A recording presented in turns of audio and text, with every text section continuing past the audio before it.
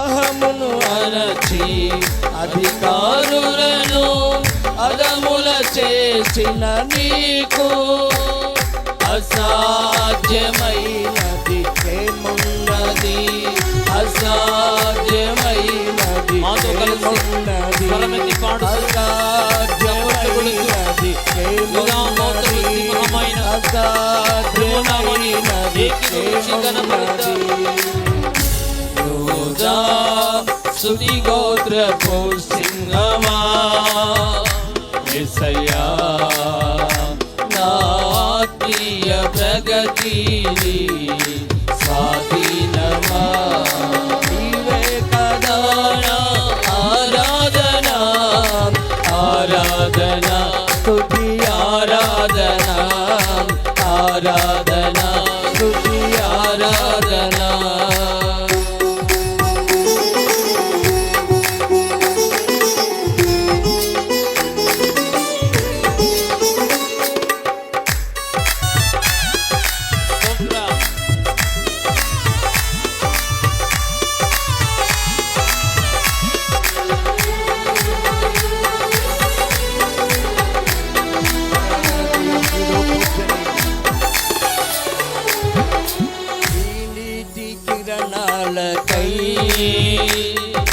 నాది కుదశలన్నీ నీవేలని అనతి కాలన ప్రథమ ఫలముగా పక్వపరచిన నీకు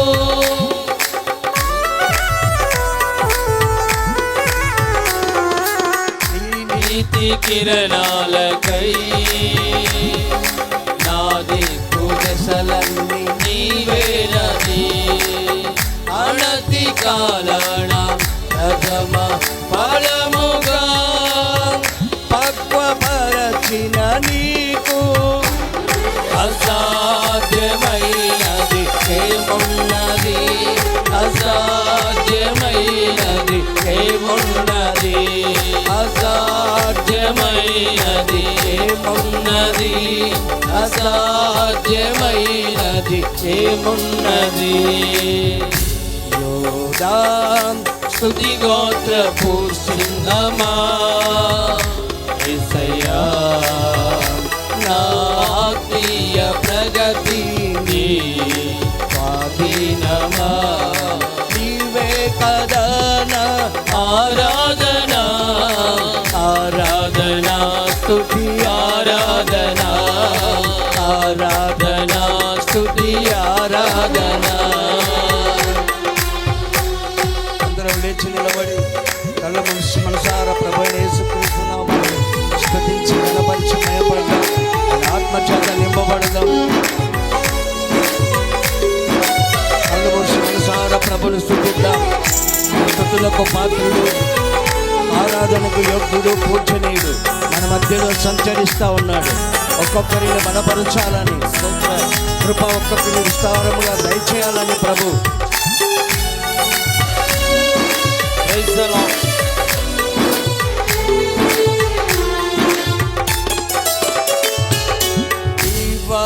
సత్వముకై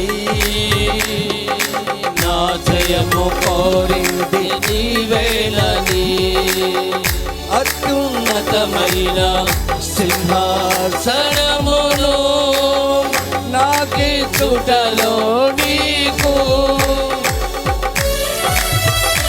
హల్లెలూయా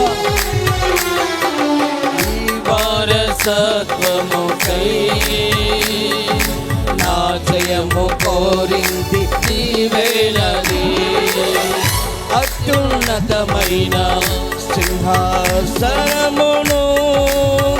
నాకిచ్చుటలో నీకు అసాధ్యమైనది ఏమున్నది?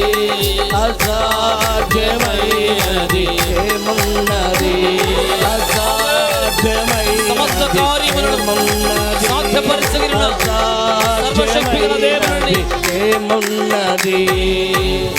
యోధా స్తుతి గోత్రపు సింహమా యేసయ్యా నా ఆత్మీయ ప్రగతిని స్వాధీనమా యూదా స్తుతి గోత్రపు సింహమా యేసయ్యా నా ఆత్మీయ ప్రగతి నీ స్వాధీనమా నీవే కదా నా ఆరాధన ఆరాధన స్తుతి ఆరాధన ఆరాధన స్తుతి ఆరాధన నీవే కదా నా ఆరాధన ఆరాధన స్తుతి ఆరాధన ఆరాధన స్తుతి ఆరాధన యూదా స్తుతి గోత్రపు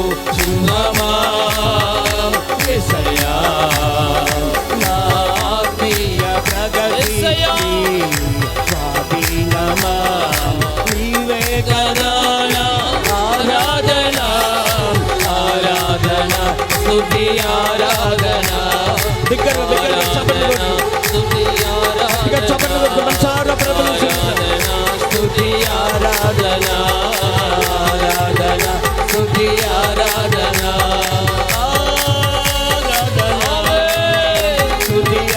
దేవుని ఆరాధిస్తుండగానే ఆయన కార్యాలు మన మధ్యలో జరుగుతున్నట్లుగా వారి మధ్యలో ఆయన సింహాసనశీలుగా కృపా సత్య సంపూర్ణిగా ఆత్మస్వరూపిగా సంచరించినట్లుగా ఆరాధన స్తుతి ఆరాధన ఆరాధన స్తుతి ఆరాధన ఆరాధన స్తుతి ఆరాధన నీవే కదా నా ఆరాధన నీవే కదా నా ఆరాధన ఆరాధన స్తుతి ఆరాధన ఆరాధన స్తుతి ఆరాధన ఆరాధన స్తుతి ఆరాధన ఆరాధన స్తుతి ఆరాధన ఆరాధన స్తుతి ఆరాధన ఆరాధన ఆరాధన స్తుతి ఆరాధన ఆరాధన స్తుతి ఆరాధన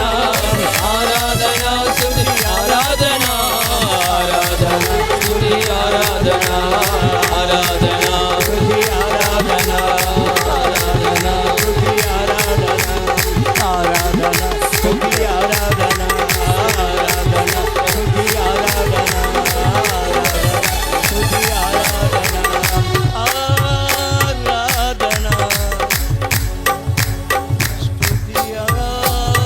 ఆరాధన ఆరాధన స్తుతి ఆరాధన నీవే కదా నా ఆరాధన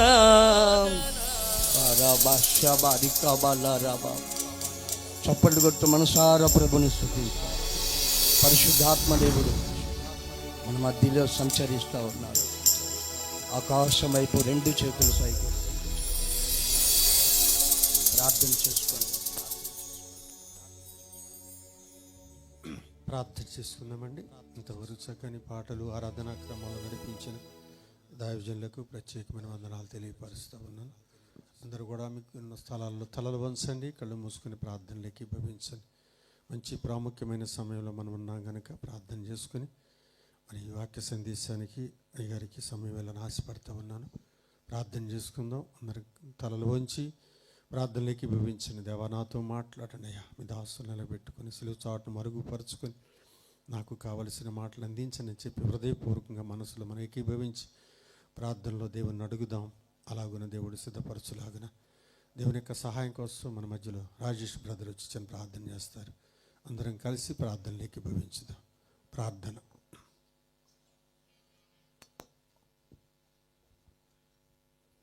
ప్రార్థించుదాం. మహాగణుడా, మహోన్నతుడా, పరిశుద్ధుడా, నిత్య నివాసి మా యొక్క యేసుక్రీస్తు ప్రభువా, మీ పరిశుద్ధ పాదములకు వందనములు స్తోత్రములు చెల్లిస్తున్నామయ్యా.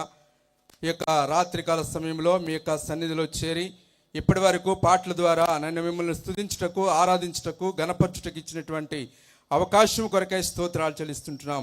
ప్రాముఖ్యమైనటువంటి సమయంలోనికి మేము ఇచ్చి ఉండగా ప్రభువా, మీ దాసులను కూడా మా మధ్యకు క్షేమముగా నడిపి వందనాలు స్తోత్రాలు తండ్రి.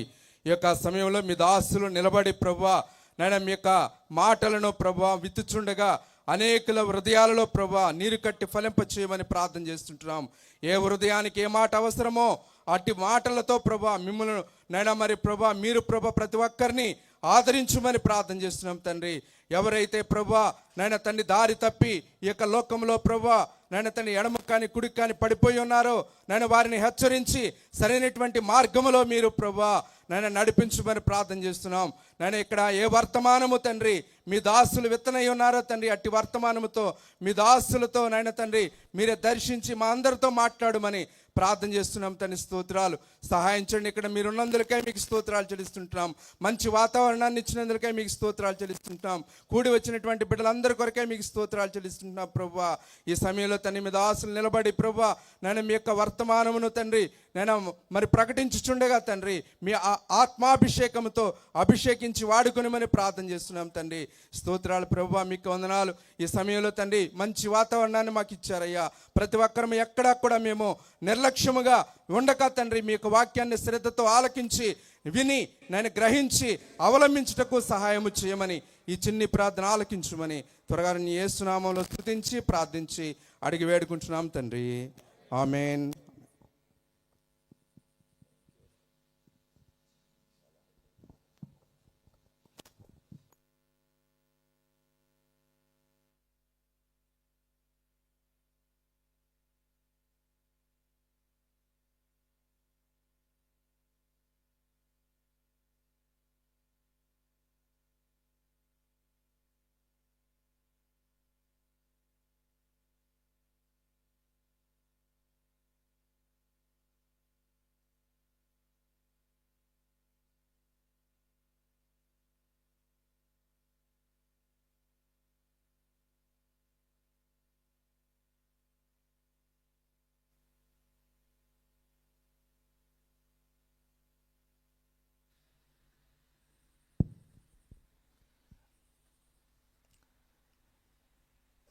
హల్లెలూయా.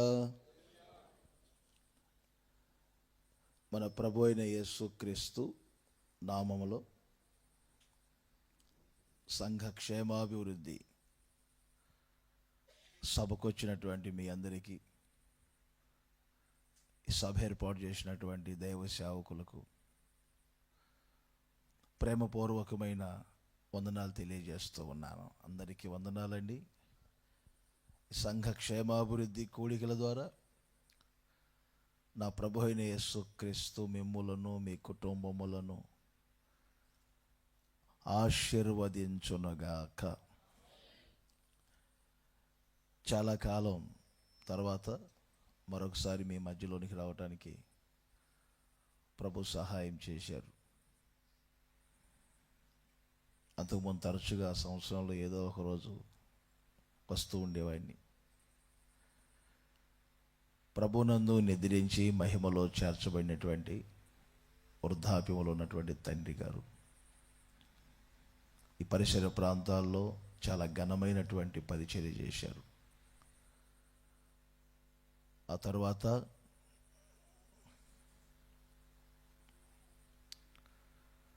కుమారుడైనటువంటి మంచిగా ఉన్నదానికి ఇందాకలా పెట్టు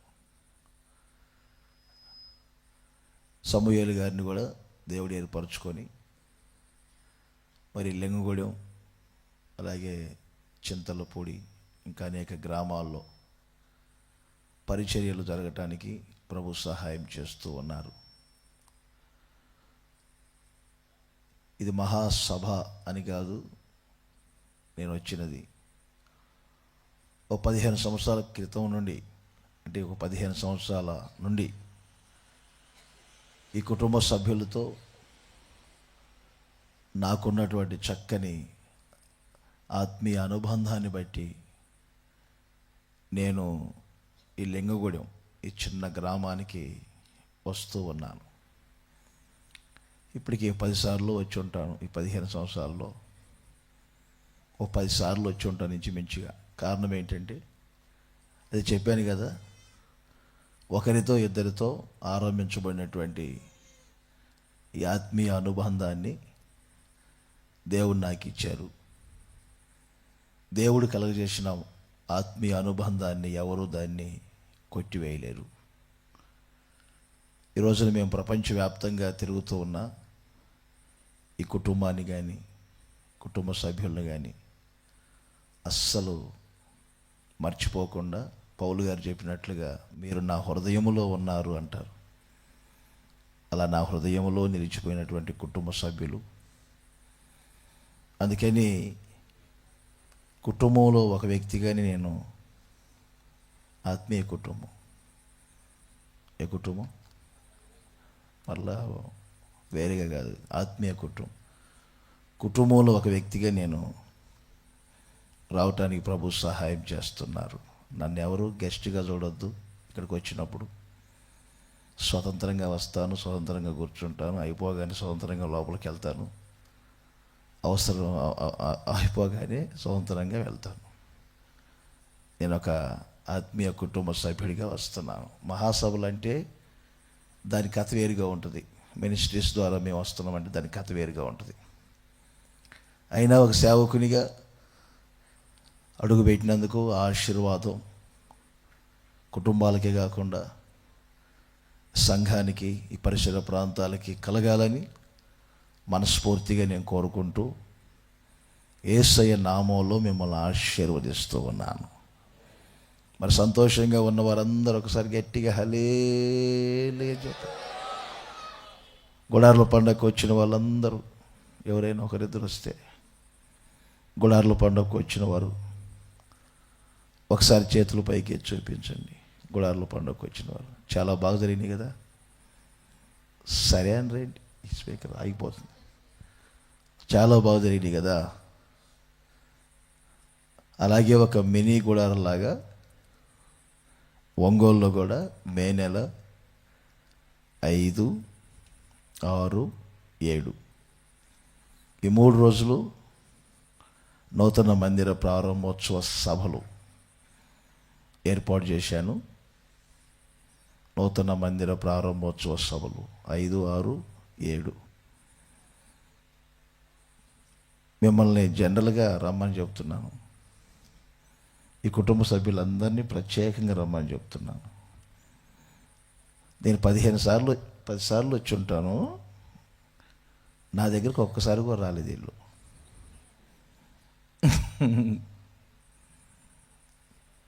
అర్థమైందా? అది గుడార్ల పండుగకు వస్తున్నారు. ఇక అందరూ అక్కడ కలుసుకోవటం అనమాట. కానీ ఈసారి ఒంగోలుకి ప్రత్యేకంగా రావాలని మనస్ఫూర్తిగా కోరుకుంటూ ఉన్నాను.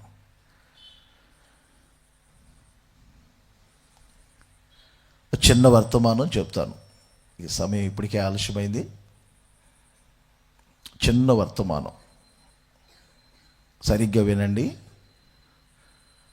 హోషేయ ప్రవచన గ్రంథం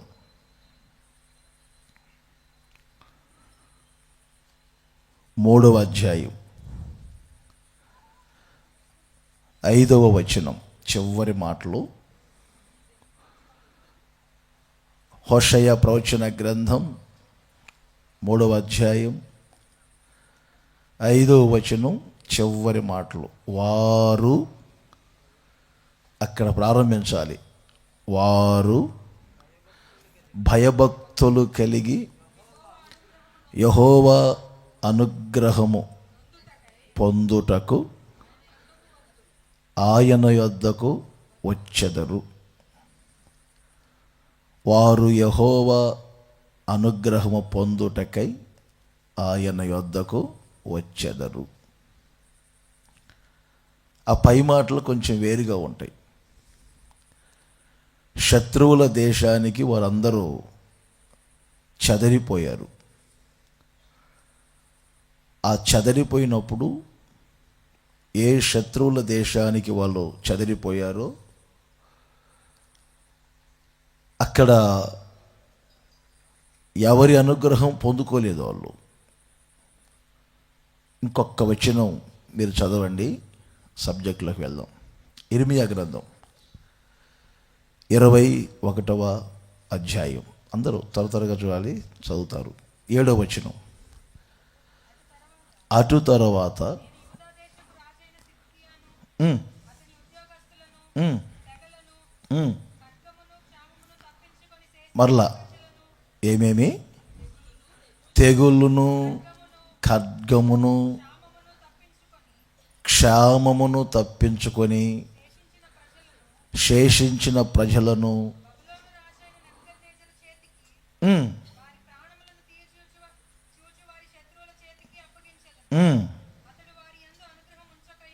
ఏంటి ఇప్పుడు చెప్పండి? వారి యందు అనుగ్రహము ఉంచకయు. చాలండి. ఒకప్పుడు వారందరూ తెగుళ్ళు పోలయ్యారు. కరువులు, ఖడ్గాలు, క్షామం, శత్రువుల దేశాలకు బానిసలుగా వెళ్ళారు.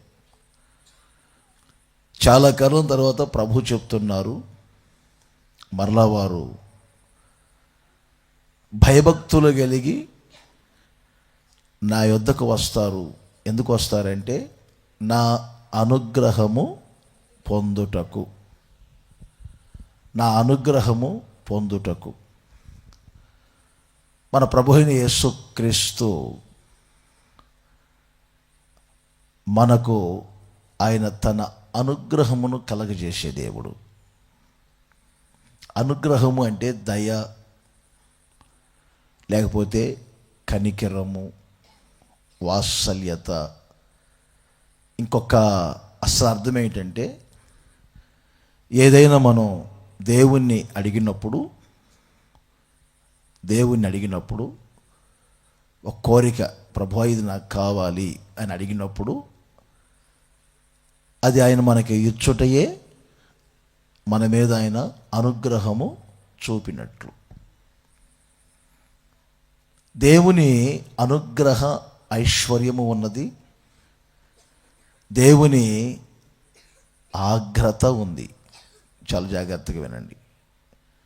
దేవుని అనుగ్రహ ఐశ్వర్యము ఉన్నది, దేవుని ఆగ్రహము ఉన్నది. దేవుడు కొంచెం వాళ్ళ మీద కోపగించుకొని ఆగ్రహపడినప్పుడు వీళ్ళందరూ ఏమయ్యారు? కరువులు, ఖడ్గాలు, తెగుళ్ళు, క్షామం, ఇలాంటివన్నీ జరిగినాయి. అర్థమైందా? దేవుడు ఎప్పుడైతే వారి మీద అనుగ్రహం చూపుతారో ఆ అనుగ్రహ ఐశ్వర్యాన్ని ఈ ప్రజలు అనుభవించారు. మీ కొరకు ఒక చిన్న వర్తమానం చెప్పాలని ప్రార్థన చేసుకొని వచ్చాను. ప్రభు చెప్పారు, నా అనుగ్రహ ఐశ్వర్యమును వాళ్ళు అనుభవించున్నట్లు నా అనుగ్రహ ఐశ్వర్యమునకు వారు ప్రాప్తులు కాబోతున్నారు అని చెప్పారు. ఆమేన్ చెప్పండి గట్టిగా. ఆయన అనుగ్రహ ఐశ్వర్యమునకు మీరందరూ ప్రాప్తులుగా మార్చబడుదురుగాక. ప్రాప్తులుగా మార్చబడుదురుగాక. ఆయన అనుగ్రహం మీ అందరికీ చూపునుగాక. కొందరు చూస్తేనేమో దేవునికి అనుగ్రహం కలుగుతుంది, కొందరు చూస్తేనేమో దేవునికి ఆగ్రహం కలుగుతుంది. చిన్న ఉదాహరణ చెప్పనా?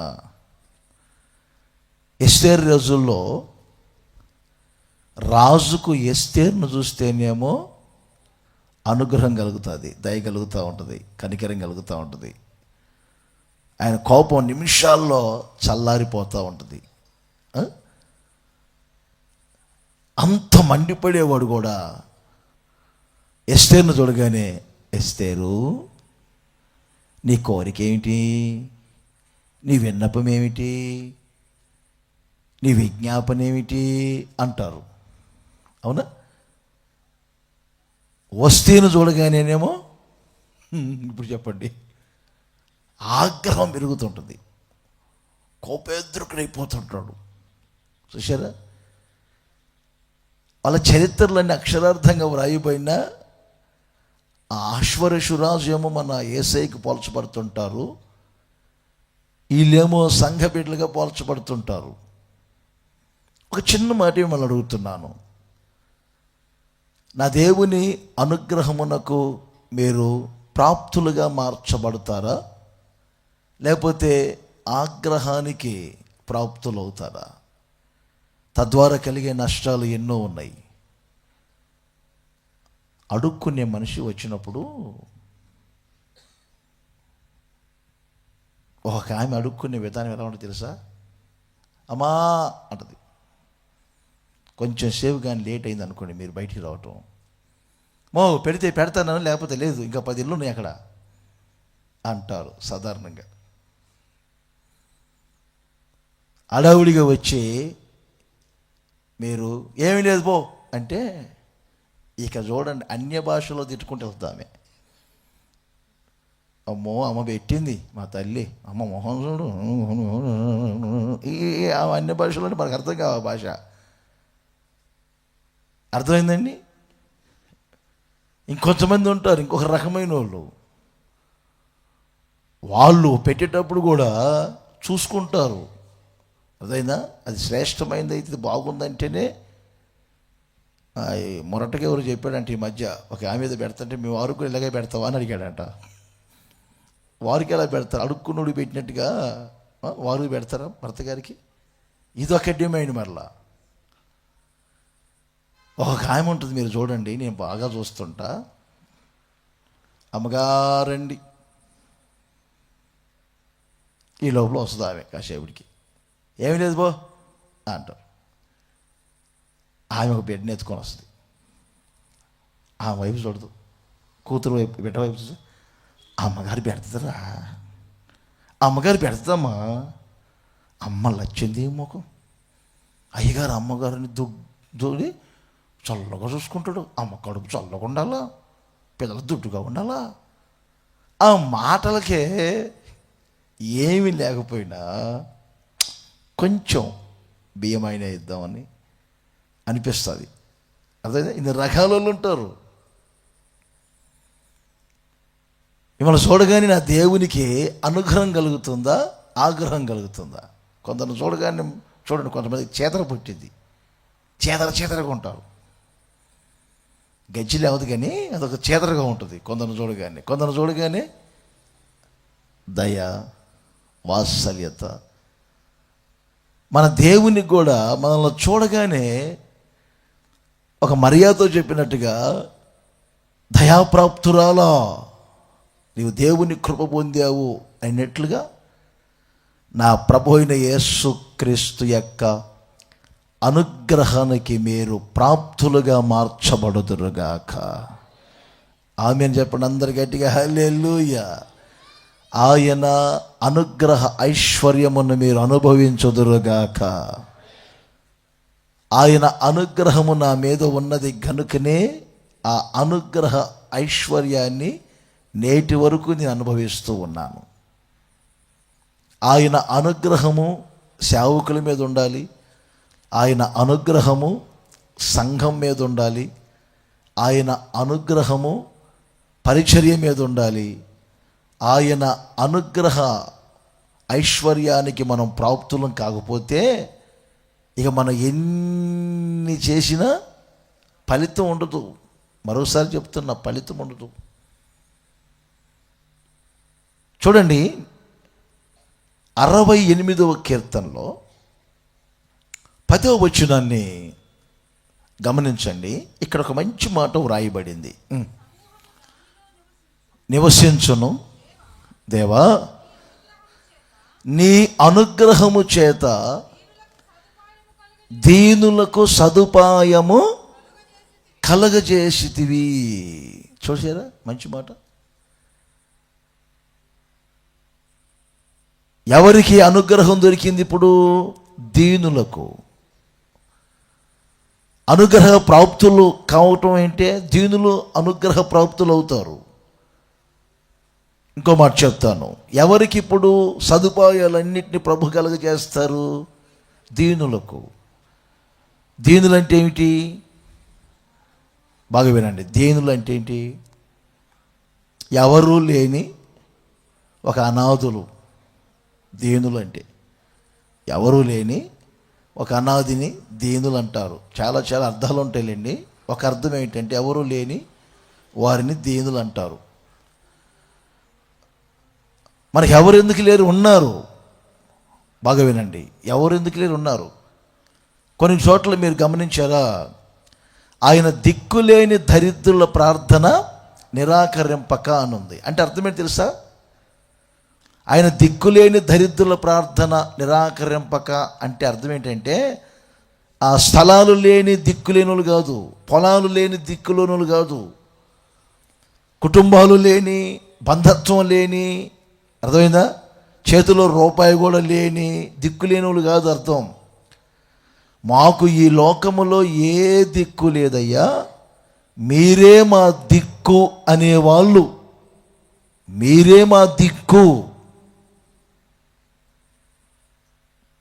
యేసయ్యా మీరే మా దిక్కు, మాకు వేరొక దిక్కు లేదు. స్వస్థత పొందాలన్నా మీ ద్వారానే పొందుతాం. పిల్లలకు జాబ్ విషయంలో మీరే మాకు దిక్కు, సమాధాన విషయంలో మీరే మాకు దిక్కు, పిల్లల విషయంలో మీరే మాకు దిక్కు, చదువుల విషయంలో మీరే మాకు దిక్కు. మాకు వేరొక దిక్కు లేదు. ఏదైనా మాకు ఒక దిక్కు ఉన్నదంటే మీరే మాకు దిక్కు. యెహోషాపాతు ఇలాగే ప్రార్థన చేశారు కదా. ఆయనకు సైన్యం ఉంది, అయినా కానీ ఆయన అంటారు, ఇంత గొప్ప సైన్యాన్ని ఎదిరించడం మాకు చేత కాదు, ఏం చేయాలో మాకు తోచడం లేదు, నీవే మాకు దిక్కు. ఇది దిక్కు లేని దరిద్రుల ప్రార్థన. అంటే మేము ఎక్కడికి వెళ్ళాం, అటు వెళ్ళి మాకు ఎమ్మెల్యే గారితో టచ్లో ఉంటాం, ఎంపీ గారితో మాకు కొంచెం టచ్లో ఉంటాం మేము, మాకు కొంచెం ప్రెసిడెంట్ గారు కూడా కొంచెం టచ్లో ఉంటారు. ఇలాంటి వాళ్ళు కాదు. మాకు ఆర్ఎంపీ గారు కూడా టచ్లో ఉంటాడు, ఎంబీబీఎస్ కూడా మావోడేను, కొంచెం బీరకాయ తీగ కలిసింది, ఇలా అనుకుంటూ తిరుగుతారు కొంతమంది. అర్థమైందా? ఈ టచ్లో నాకు బాగా తెలుసు. నంద్యాలలో సేవ చేస్తున్నప్పుడు ఒక ఆయన ఏదైనా ఇక్కడొక లైట్ ఉంటే భలే ఉంటుంది, ఒక డూమ్ లైట్, మొత్తం లైటింగ్ వస్తాను, కానీ టకాల జేబులోంచి ఫోన్ చేస్తాడు, అన్నా కాల్ చేయమంట మాట్లాడు. అంటే అర్థం ఏంటి? ఆయన కాల్ చేస్తే నిమిషాల్లో వేస్తారు అని ఉద్దేశమైంది. నేను అంటాను, కాల్ వద్దు, చెయ్యొద్దు, మనం మనుషుల మీద ఆధారపడకూడదు, జేబులో పెట్టుకోసి వెళ్ళిపోను అన్న. ఇంకోసారి ఇక్కడ డ్రైనేజ్ కాలం ఉంటే బాగుంటుంది అన్నాను, ఏదో మాటల్లో. మరలా తీశాడు, చెప్పండి అన్నా అనరే మీరు, కాల్ ఏమన్నారు, ఒక కాల్ చేయబట్టారు. నేను అన్నాను, కాల్ వద్దు, చేయొద్దు, మరలా లోపల పెట్టు అన్నాను. ఇలా 2-3 సార్లు మాట్లాడితే ఆయన గారికి అయితే కొంచెం పొలిటికల్గా అందరూ తెలుసని క్షణాల్లో ఏదైనా నేను చెబితే చేస్తారని. ఇలాగే అన్నారు. ఒక రోజున భార్యాభర్త ఏదో పని మీద వచ్చారు, నేను ఏదో మాట్లాడుతున్నాను, ఇక్కడ ఒక సిమెంట్ రోడ్డు ఉంటే బాగుంటుంది, ప్రజలకు కొంచెం వస్తుంది అన్నాను. వెంటనే మరలా తీశారు, అన్నా కాదని. నేనేదో ఫోన్ చేసుకోవాలి, అప్పుడు నా దగ్గర సెల్ ఫోన్ లేదు, సెల్ ఫోన్ లేని రోజులు నాకు. అన్న మీరు ఎవరికి కాల్ చేయొద్దు, కానీ నేను ఫోన్ చేసుకోవాలి, ఫోన్ ఇవ్వండి అని చెప్పి తీసుకున్నా. ఎంతసేపటికి ఇవ్వటం లేదు. అన్నా అన్నా అన్నా అన్నా అన్నాడు. ఏంటయ్యా, ఒక ఫోన్ చేసుకుంటారు కలిసి, అన్నా బ్యాలెన్స్ అయిపోయిందన్నా, చూసుకోలేదన్నా అన్నాడు. ఆయన భార్య ఉండి ప్రక్కన అచ్చమైన నిజం చెప్తారు ఆమె. ఈయన గారు ఫోన్లో ఎప్పుడు చూసినా కానీ ఇన్కమింగ్ తప్ప, ఇప్పుడు చెప్పండి, అవుట్ గోయింగ్ ఉండదు. ఆ రోజుల్లో ఈ ప్యాకేజీలు లేవు, 2001, 2002 ఆ రోజుల్లో ప్యాకేజీలు లేవు. మనం ఎంత బ్యాలెన్స్ చేసుకుంటే అంత మాట్లాడుతుంది, కట్ అవుతుంది. తర్వాత ఇప్పుడు ప్యాకేజీలు వచ్చినాయి, 3 నెలలని 6 నెలలని, ఇంకా నాకు తెలియదు దాని గురించి. అంటే అవుట్ గోయింగ్ చేసుకోవటానికి కూడా బ్యాలెన్స్ లేనోడు కాల్ చేస్తేనంట సిమెంట్ లైట్లు వేస్తారంట, వీధి లైట్లు వేస్తారంట, డ్రైనేజ్ కాలువ అంట. అందుకని నేను ఈ రోజు వరకు కూడా చెప్తున్నా, ఏ పొలిటికల్ లీడర్ ఫోన్ నెంబర్ పెట్టుకోలేదు, ఏ కానిస్టేబుల్ ఫోన్ నెంబర్ పెట్టుకోలేదు, ఏ డాక్టర్ గారు నెంబర్ పెట్టుకోలేదు. ఏదైనా అత్యవసరంలో అవసరపడతారని ఈ రోజు వరకు కూడా ఎవరు ఫోన్ పెట్టుకోవాలి. నిరుపేదల ఫోన్ నెంబర్లోనే ఉంటాయి వాళ్ళ దగ్గర. అర్థమైందా? అన్నీ నాకు వాళ్ళ టచ్లో ఉన్నారు, వీళ్ళ టచ్లో ఉన్నారు, వాళ్ళు తెలుసు వీళ్ళు తెలుసు అనుకునే వాళ్ళు కాదు. మాకు ఏ దిక్కు లేదు, నీవే మాకు దిక్కు అనే దీనులకు ఆయన అనుగ్రహము చూపబడుతుంది. చూపబడటమే కాదు, అర్థమైందా? ఆ అనుగ్రహము ద్వారా నా ప్రభు అయిన యేసుక్రీస్తు ఏం చేస్తారంటే మీకు అన్ని సదుపాయాలు కలగజేయబోతున్నారు. ఆమె చెప్పండి ఇప్పుడు అందరూ గట్టిగా. ఈ సంఘ క్షేమాభివృద్ధి కూడికల ద్వారా మీకు నా దేవుడు అనుగ్రహము ద్వారా అన్ని సదుపాయాలు కలగజేయునుగాక, అన్ని సదుపాయాలు కలగజేయునుగాక. అయితే మీరేం చేయాలి? ఇప్పుడు ఆయన అనుగ్రహానికి ప్రాప్తులుగా మారాలి. అంతటి దీనత్వం. మీరే మాకు దిక్కు. ఎస్తేరుతో మొర్దకి అన్నాడు కదా, ఎస్తేరు ఎవరాని పోయామని చెప్పి ఓవర్ చేయబాకు. అలా ఉంటాయి పచ్చి పచ్చి మాటలు, గ్రంథంలో లేవు, కానీ వాస్తవానికి అలాంటి వార్నింగ్లు వచ్చి ఉంటాయి. అక్కడ తప్పించుకుంటానులే, నేనేదో ఎవరాన్ని అయిపోయాను అనుకోబాకు. యూదులకు సహాయమును విడుదలను మరొక దిక్కు నుండి వస్తుంది. యూదులు ఇశ్రాయేలు ఎవరో తెలుసా? మనుషుల మీద ఆధారపడేవాళ్ళు కాదు, దేవుని మీద ఆధారపడేవాళ్ళు. మరొక దిక్కు నుండి వస్తుంది. అప్పుడు నువ్వు కుటుంబం ఏమైపోతుంది అన్నట్లు మాట్లాడతాడు మొర్దెకై. ప్రియమైన సహోదరులారా, దీనులకు ఆయన అనుగ్రహము చూపటమే కాదు, వారికి అన్ని సదుపాయాలు కలుగజేస్తారు.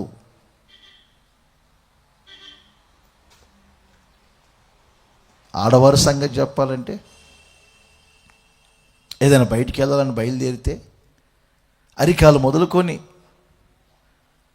తల వరకు, ఇంకా కొంచెం రైమింగ్ కొరకు చెప్తున్నా, చెప్పలు మొదలుకొని చంప పిందెల వరకు ఒక్కసారి అంతా శుభ్రంగా సిద్ధపడి, ఎందుకైనా మహిళలు ఒకసారి నిలువుటను చూసుకుంటారు మళ్ళా కరెక్ట్గా ఉన్నామా లేదా అని.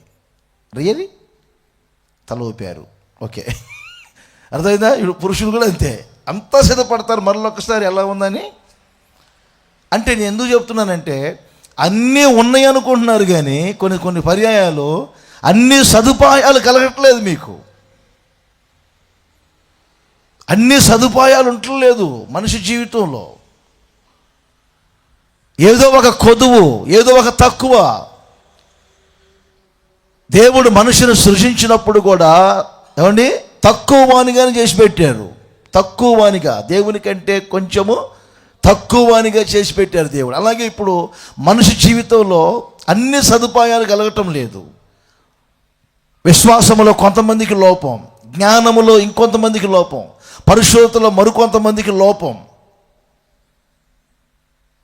భౌతిక జీవితంలో ఏమండి ఉద్యోగం ఉన్నా, పొలాలున్నా, స్థలాలున్నా, అర్థమైందండి, ఏదో ఒక లోపం, అన్ని సదుపాయాలు కలగని పరిస్థితులు. మాకు అన్ని సదుపాయాలు ప్రభు మా వెనువెంట ఉండి కలగజేస్తున్నారు అని చెప్పేవాళ్ళు అరుదుగా ఉంటారు. అన్నీ ఉన్నా కొన్నిసార్లు ఆరోగ్యం సహకరించదు. ఏంటంటే నాకు ఏంటంటే అనంటే ఒక ఆయన, ఈస్ట్ గోదావరి ఆయన, అచ్చమైనటువంటి భాషలో 50 ఎకరాలు చెరువులో ఏం చెప్తావు, అన్నీ ఉన్నాయి. కానీ ఏంటంటే బాగా చిన్న విషయం, మీరేమనుకో బాగుంటుంది. ఆయన భార్య గారు ఏసన్ గారికి భోజనం చేసి, మీరు కూడా కూర్చోండి అన్న పక్కన కలిస్తారని అంటే సరే అని చెప్పి కూర్చోబెడు. 6 పిల్లలు అన్న ఆయన, నాకేంటండి అసలు అంత డబ్బు ఉందో కూడా లెక్క పెట్టలేనండి. అదేనండి, అంత డబ్బు ఉందో కూడా అంటారు లెక్కకి అందట్లేదంట. అయ్యేది మాకు ఇవ్వచ్చు, మనకి ఇవ్వచ్చు కదా, శుభ్రం ఇంక 2 చోట్ల మందిరాలు కడతాం కదా. అది ఎలా ఎవరు మరలా ఇలాంటి ఓవర్ల మోసం చేస్తారు కొంతమంది. సరే అని చెప్పి శుభ్రంగా ఏసన్న గారితో కూర్చున్నారంట. ఆమె గారు ఏమో ఏసన్న గారు వచ్చిన సంతోషంగా చికెన్ ఫ్రైలు, మటన్ ఫ్రైలు, ఫిష్ ఫ్రైలు, ఫ్రాన్స్ ఫ్రైలు, అన్ని దేశాలని తిని అక్కడ అర్థమైందా. ఉప్పు కారం గట్టిగా వేసి మసాలా వేసి ఇస్తే ఏసన్న గారికి ఏ రోగం లేదు కదా, శుభ్రంగా తింటున్నారట. అర్థమైందా. ఆయన పక్కన కూర్చొని భార్యతో అంటాడంట, ఎంత ఉప్పు కారం మసాలా వేసావు, నాకు బీపీ అని తెలియదు అంట. అప్పుడే ఆమె అన్నారంట, ఫార్మాలిటీ కొరకు కూర్చోండి అన్న పక్కన, తింటూ తినండి లేకపోతే లేదు అన్నాడు. అచ్చమైన మంచి తెలియదు. అది అయిపోయిందా. మీకు స్వీట్ అంటే ఇష్టమని శుభ్రంగా స్వీట్ కూడా చేశానండి అంటే ఏసన్న గారు తిన్నారట శుభ్రంగా. ఇప్పుడు చూడండి, స్వీట్ చూడగానే ఈయనకి నాకు నాకు షుగర్ అని తెలియదు అంట. మీరు మిమ్మల్ని ముందే అనుకున్నాను, ఏమనుకోవద్దు మీరు అండి, ఎందుకంటే ఈ రోగాలు లేని వాళ్ళు ఎవరు కనపట్లేదు ఈ మధ్య నాకు. మిమ్మల్ని మరలా అది ఇది అంటున్నానని మీరు అనుకోవద్దు, అందుకే ముందు చెబుతున్నా. ఇక ఆఖరిగా మీకు పాయసం అంటే ఇష్టం ఏసన్న గారు అని చెప్పి పాయసం వేసిందంట ఆ తల్లి. ఆయనకు కూడా ఏరు కదా మరి పక్కన కూర్చున్నప్పుడు పాయాసం చూడగానే ఇప్పుడు ఆయనకి ఆయాసం వచ్చింది. ఏసన్న గారు ఆఖరికి ప్రార్థన చేసి చెప్పిన మాట ఏంటంటే, ఇందాక అన్నీ ఉన్నాయి అన్నారు అయ్యా మీరు, ఏమంటే అన్నీ ఉన్నాయి కానీ అనుభవించే రాత లేదు నీకు. అది మీకు అర్థమైందా. అన్నీ ఉన్నాయి, పళ్ళు మొత్తం ఊడిపోయినాయి, అర్థమైందా. శుభ్రంగా బిర్యానీ ముక్కలు వేసారు, ఎక్కడ తింటుంది తిన్నగా పక్కా న్యాయం చేస్తూ ఉంటుంది అంతే. చాలాసార్లు మీ జీవితంలో సదుపాయాలు కలగకపోవటం, వాటిని అనుభవించకపోవటం. ఒక్కసారి ఆలోచన చేయండి. ఈరోజు ప్రభు చెప్తున్నారు, ఆయన అనుగ్రహ ఐశ్వర్యాన్ని మీరు అనుభవించబోతున్నారు. ఆ అనుగ్రహ ఐశ్వర్యమును బట్టి నా దేవుడు మీకు చక్కని సదుపాయాలు కలగజేయునుగాక. ఆమేన్ చెప్పండి అందరు గట్టిగా. మీ భౌతిక జీవితానికి చక్కని సదుపాయాలు కలగజేయునుగాక. మీ ఆత్మీయ జీవితానికి చక్కని సదుపాయాలు కలగజేయునుగాక. ఒక కాలంలో ఉండేది సదుపాయముల రైలు అనేది ఉండేది.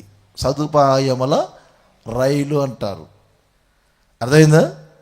అంటే అన్ని అవకాశాలు అని అర్థం. అన్ని అవకాశాలు చేతికి వచ్చినట్టే వస్తున్నాయి, జారిపోతున్నాయి, తొలగిపోతున్నాయి కొంతమంది జీవితంలో. చూడండి, ఒక చిన్న విషయం చెప్తాను. ఆదికాండం మీ అందరూ పరిచయమైన మాటే, 24వ అధ్యాయం 12వ వచనాన్ని మీరు గమనించండి. అబ్రహాం ఇంట్లో నుండి ఎలియాజరు బయలుదేరారు ఇస్సాక్కి ఏమండి భార్యను తీసుకొని రావటానికి. ఈరోజైతే చాలామంది ఏ ఊరు వెళ్ళాలో గూగుల్ తల్లిలోకి వెళ్ళిపోతారు, వెంటనే లొకేషన్ ఆన్ చేసుకుంటారు. ఎన్నిసార్లు ఆన్ చేసినా ఈ లింగగూడెం మాత్రం లొకేషన్లో రావట్లేదు నాకు. ఈరోజు నాకు కొంచెం పెట్టి ఉండమ్మా. లింగగూడెం అంటే ఏ గుడెమో చూపిస్తుంది నాకు. ఈరోజు కొంచెం నా సెల్ ఆన్ చేసి పెట్టండమ్మా తల్లి. చాలామంది ఇప్పుడు లొకేషన్ ఆన్ చేసుకుంటారు, టక్ టక్ టక్ టక్ టక్ కొట్టేస్తారు. సత్తుపల్లి ఎక్కడ, చంద్రపూడి ఎక్కడ. ఆ రోజుల్లో ఇవన్నీ లేవు కదా. ఎలియాజరుకి తిన్నగా వెళ్ళారు, ఓ బావి దగ్గర కూర్చున్నారు. ఎవరింటికి వెళ్ళో తెలియదు. అసలు వచ్చే వాళ్ళల్లో ఎవరో ఇస్సాకుకు కాబోయే భార్య తెలియదు. తను మోకరించారు, తనతో ఉన్న ఒంటెల్లో కూడా మోకరింపు చేశారు. చిన్న ప్రార్థన చేశారు, చిన్న ప్రార్థన. ఆ ప్రార్థనలో ఇదే మాట వాడారు, నా యజమానుడైనటువంటి అబ్రహాముకు మీరు అనుగ్రహం చూపారని ఈ రోజున రుజువుపరచండి అయ్యా. నా ఆలోచన సఫలపరచండి, నేను వచ్చిన కార్యాన్ని సఫలపరచండి. ఇదిగో నేను ప్రార్థన చేస్తున్నాను. చాలామంది కన్నికలు వస్తున్నారు, నేను నీళ్ళు పోయమని అడుగుతాను, అందరూ నీళ్లు పోస్తామంటారు, కానీ ఒక సహోదరి మాత్రమే మీకు నీళ్లు పోస్తాను, మీ ఒంటెలకు కూడా నీళ్లు పోస్తానని ఎవరు చెబుతారో అర్థమైందా, వారే ఇస్సాకుకు భార్య అవుతారు అని వాక్యం అంటుంది. ఆయన ప్రార్థన చాలించక మునిపే రెబ్కా కడవను చంక పెట్టుకొని కనబడింది. చూసారా, కొన్ని పర్యాయాలు ఇలాంటి సదుపాయాలు మీకు కలుగుతున్నాయా? మీరు ఆలోచన చేయండి. అబ్బాయి పెళ్ళి, అటు చూసాం ఇటు చూసాం ఇటు చూసాం, ఏ సెట్ అవట్లా. అమ్మాయి పెళ్ళి, అటు చూసాం ఇటు చూసాం, ఏ సెట్ అవట్లా. నేను అన్నాను, అమ్మ జాబు, ఏం జాబ్ కురపలేదు, ఏదో ఒకటన్నా, ఏదో ఒకటి కాదు, మీకంటూ కాన్సెప్ట్ ఉండాలి. బ్యాంకు జాబా, రైల్వే జాబా, లేకపోతే ఏటో చెప్పండి అన్న. ఏదో ఒకటి, ఏదో ఒకటి ఏంటి? చీపురు పట్టుకొని ఉడుస్తావా రోడ్లు? బీటెక్ చదివావు, ఎంటెక్ చదివావు, ఏదో ఒకటి అంటావేంటి? మీకంటూ కాన్సెప్ట్ ఉండాలి కదా. ఎవరో హామీ కూడా అడిగిందంటే, పిల్లలు పుట్టలేదు చాలా కాలం, ఆడపిల్ల కావాలా మగపిల్లడు కావాలంటే ఏసన్న గారితో, ఏసన్న గారు అడిగారంటే, ఆడపిల్ల కావాలని ఆడపిల్ల కొరకు ప్రార్థన చేస్తారు, మగపిల్లడు కావాలని మగపిల్లల కొరకు ప్రార్థన చేస్తారంటే, ఆమె ఎవరో ఒకరైనా పర్లేదు అన్నారు. ఎవరో ఒకరంటే అటు ఇటుగా నుండి పుడితే, నీకు మగోడు కావాలంటే మగోడే, ఆడపిల్ల కావాలంటే ఆడపిల్లే. ఒక గురి ఉండలేదు చాలామందికి. ఇప్పుడు చూడండి, దేవుడు ముందుగానే ఇస్సాకు కొరకు రెబ్కాని సిద్ధపరిచి పెట్టారా లేదా? అది సదుపాయాలు కలగజేయటం అంటే. మరోసారి చెప్తున్నా, సదుపాయాలు కలగజేయటం అంటే ఇది. మీరు ఆ గ్రామానికి వెళ్ళండి, వెంటనే నీళ్ళ కుండ ఎత్తుకొని ఒక వ్యక్తి మీకు కనబడతారు. వెంటనే ఆయన మీకు ఒక గది చూపిస్తారు. అక్కడ మీరు ఒక పస్కాని సిద్ధపరచండి. దేవుడు ముందుగానే ఒక సదుపాయాన్ని కలుగజేసి పెట్టారు. నేను చిన్న మాట చెప్తాను, మీకు వినండి బాగా. మనిషిని దేవుడు సృజించింది మొదటి రోజా కాదు, రెండవ రోజా కాదు, చెప్పండి, మూడవ రోజా కాదు, చెప్పండి, నాలుగవ రోజా కాదు, చెప్పండి, ఐదవ రోజా కాదు, ఎప్పుడు? ఆరవ రోజు. ఓకే, ఈ 5 రోజుల్లో దేవుడు ఏం చేశారు? ఇప్పుడు చెప్పండి. మనిషికి కావాల్సిన వాటన్నిటిని దేవుడు సిద్ధపరిచాడు. అది సదుపాయాలన్నీ కలగజేశాడు మనిషికి. మన దేవుడు ఎవరో తెలుసా? మనకు సదుపాయాలు కలగజేసే దేవుడు. మనం ఆరాధించే దేవుడు మనకు సదుపాయాలు కలగజేసే దేవుడు. మనిషిని సృష్టించిన తర్వాత మనిషి కొరకు అన్ని ఏర్పాట్లు చేయలేదు. గుర్తించండి, మనిషిని సృజించక మునిపే అన్ని సదుపాయాలు మనిషి కొరకు సిద్ధపరిచి పెట్టారు. విశ్వసించండి. మీ హృదయములో ఉన్నటువంటి వాంఛ, నాకు ఈ సదుపాయం కలగటం లేదు, నాకు ఈ సదుపాయం కలగటం లేదని మీలో చాలామంది నా ప్రభు దగ్గర అడుగుతున్నట్లుగా ఆత్మదేవుడు చెప్తున్నారు. ఆయన అనుగ్రహ ఐశ్వర్యాన్ని అనుభవించాలని మీరు కోరుకుంటున్నారు. ఈ రాత్రి ఒక అద్భుతమైన రాత్రిగా మీ జీవితంలో ప్రభు సహాయం చేయబోతూ ఉన్నారు. అనేక గ్రామాలకు వెళ్ళుంటాను, మండలాలకు వెళ్ళుంటాను, లక్షల మంది ప్రజలకు దేవుని మాటలు చెప్పి ఉంటాను. నా నోట వచ్చిన ప్రతి మాట మీ జీవితంలో ఆశీర్వాదముగా మార్చునుగాక. మీకు అన్ని సదుపాయములు కలగజేయునుగాక. మాకు సదుపాయాలు కలగజేయాలి మా దేవుడు అనేవారు చేతుల పైకెత్తి ఒకసారి గట్టిగా హల్లెలూయా అని చెప్పండి. ఏ సదుపాయాలు కలగాలని మీరు కోరుకుంటున్నారో వాటన్నిటి నా దేవుడు అనుగ్రహించునుగాక. ఆమేన్.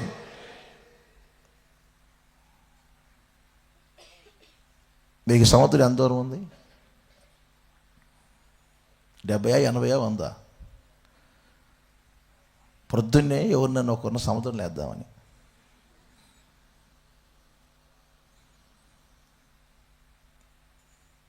సరేనా? ఇప్పుడు మీరేమంటారు?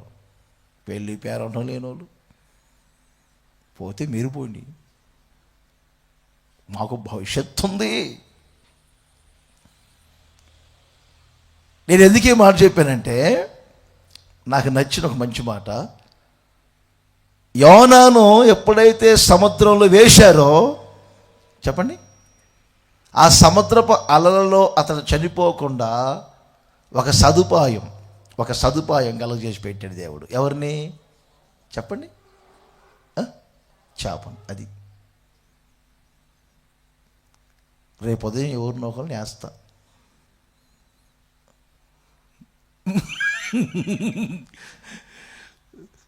మీ సముద్రంలో మీకు ఒక చేపను దేవుడు సిద్ధపరిచి పెడితే మీకు సదుపాయం కలగజేసినట్టు. లేదా 9వ రోజు అదను కూడా పెట్టుకుంటాం. ఇవి ఇష్టం మరి. ఓకేనా? సంవత్సరం తర్వాత జ్ఞాపకాలతో కూడా పెట్టుకుంటాం. ప్రైజ్లా. సదుపాయం అంటే ఇది. చూసారా ఎంత దేవుడు, మన దేవుడు అన్ని సదుపాయాలు అలా కలగజేసి పెడతాడు మీకు. అలా కలగజేసి పెడతాడు. ఈ చేతులతో ఎంతమందికి ప్రార్థన చేసి ఉంటానో, ఈ నోటితో ఎంతమంది మీద యేసయ్య నామాన్ని ఉచ్చరించి ఉంటానో, లక్షల కొలది ప్రజలు. నా దేవుడు ఈ రోజున అనేకులకు సదుపాయాలు కలగజేస్తున్నాడు. ఆశ్రయించబడుటకో తప్పించుకున్నటకో ఒక చిన్న మాట చెప్తాను. పౌలు గారు సువార్త చెప్తున్నారు ఒక ప్రాంతంలో, మిద్దె మీద. ఆయన్ని కింద చంపాలని సిద్ధంగా ఉన్నారు. బాగా ఆలోచన చేయండి. కిందకి దిగితే పౌలు గారు చంపబడతారు. కాచుకొని కూర్చున్నారు. ఆ సమయంలో ఏం జరిగింది? ఆయన దగ్గర కొంతమంది శిష్యులు ఉన్నారు. అటు ఇటు చూశారు. ఇటు చూడగానే అక్కడ ఒక గంప ఉంది. గంప. నేను అనుకుంటాను, అక్కడ గంప ఎందుకు ఉండాలి అసలు? ఇప్పుడు మీరు చెప్పండి.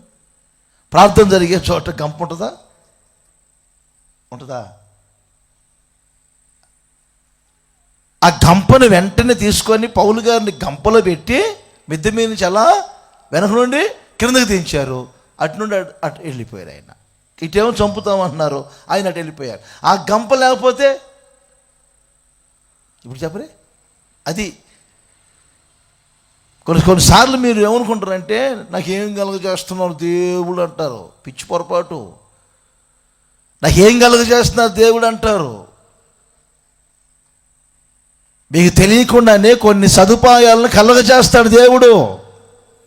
ఆయన సదుపాయాలు కలుగజేశారు కనుకనే మనం ఈ రోజున వాటిలన్నింటినీ అనుభవిస్తున్నాం.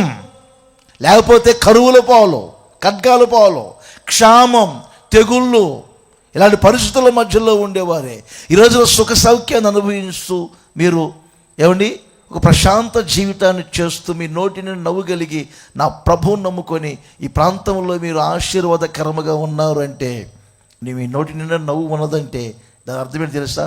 మీ భౌతిక జీవితానికి, ఆత్మీయ జీవితానికి అన్ని సదుపాయాలు నా దేవుడు కలగజేస్తున్నారు. అందుకు అందరు 2 చేతులు పైకెత్తి గట్టిగా హల్లెలూయా అని చెప్పండి. రోమపత్రికలో ఒక మాట చెప్తాను, క్లుప్తంగా వివరిస్తుంటానా. 2వ అధ్యాయం 4వ వచనం కూడా చూద్దామా? 4వ వచనం, రోమపత్రిక 2వ అధ్యాయం 4వ వచనం. దేవుని అనుగ్రహము మారు మనసు పొందుటకు మిమ్మల్ని ప్రేరేపించుచున్నది అని ఎరగక, ఆయన అనుగ్రహ ఐశ్వర్యమును, సహనమును, దీర్ఘశాంతమును తృణీకరిస్తారా? ఒకసారి ఆలోచన చేయండి. ఇక్కడ ఆ పదం వాడారు, అనుగ్రహ ఐశ్వర్యమును, సహనమును, దీర్ఘశాంతమును మీరు తృణీకరించుదురా. అంటే ఇప్పుడు ఆయన అనుగ్రహం ఎందుకు చూపుతున్నారంటే, వినండి, మారు మనసు పొందవలెనని. మొదట ఏం చెప్పాను? మనకు సదుపాయాలు కలగటానికి ఆయన మన మీద అనుగ్రహం చూపుతున్నారు. ఇప్పుడు రెండవది, ఎందుకు ఆయన అనుగ్రహం చూపుతున్నారంటే, అర్థమైందా? ఇంకా మారు మనసు పొందుతారేమో, ఇంకా మారు మనసు పొందుతారేమో, ఇంకా మారు మనసు పొందుతారేమో అని ఆయన ఏమండి ఇంకా ఆయన అనుగ్రహం చూపుతానే ఉన్నారు, సహనం చూపుతానే ఉన్నారు, దీర్ఘశాంతాన్ని చూపుతూనే ఉన్నారు. చాలామంది జీవితంలో క్రైస్తవ్యంలోనే మారు మనస్సు అనేది ఒక మొదటి మెట్టు. జాగ్రత్తగా వినండి. మారు మనస్సు అనేది ఒక మొదటి మెట్టు క్రైస్తవ్యములోనే. ఇంకో మాట చెప్తే వినండి. మారు మనస్సు పొందమనే బాప్తీసమిచ్చు యోహాను కూడా బాప్తీసమిచ్చింది. కొంచెం ఆత్మీయంగా ఎదిగే వాళ్ళకి తెలుస్తుంది. మారు మనసు పొందిన వారికి ఏమో యేసు ప్రభు బాప్తీసం ఇచ్చారు. అసలు యోహాను ఇచ్చిన బాప్తీసం ఏమిటి? మారు మనసు పొందిన వారికి కాదు. చెప్పండి, మారు మనసు పొందండి, మారు మనసుకు తగిన ఫలములు ఫలించండి అనండి. అందరు నోటితో ఒకసారి, మారు మనసుకు తగిన ఫలములు ఫలించాలి. అంటే మారు మనసు పొందారు అనటానికి ఒక ఫలం ఉంటుంది, ఒక స్వభావం ఉంటుంది.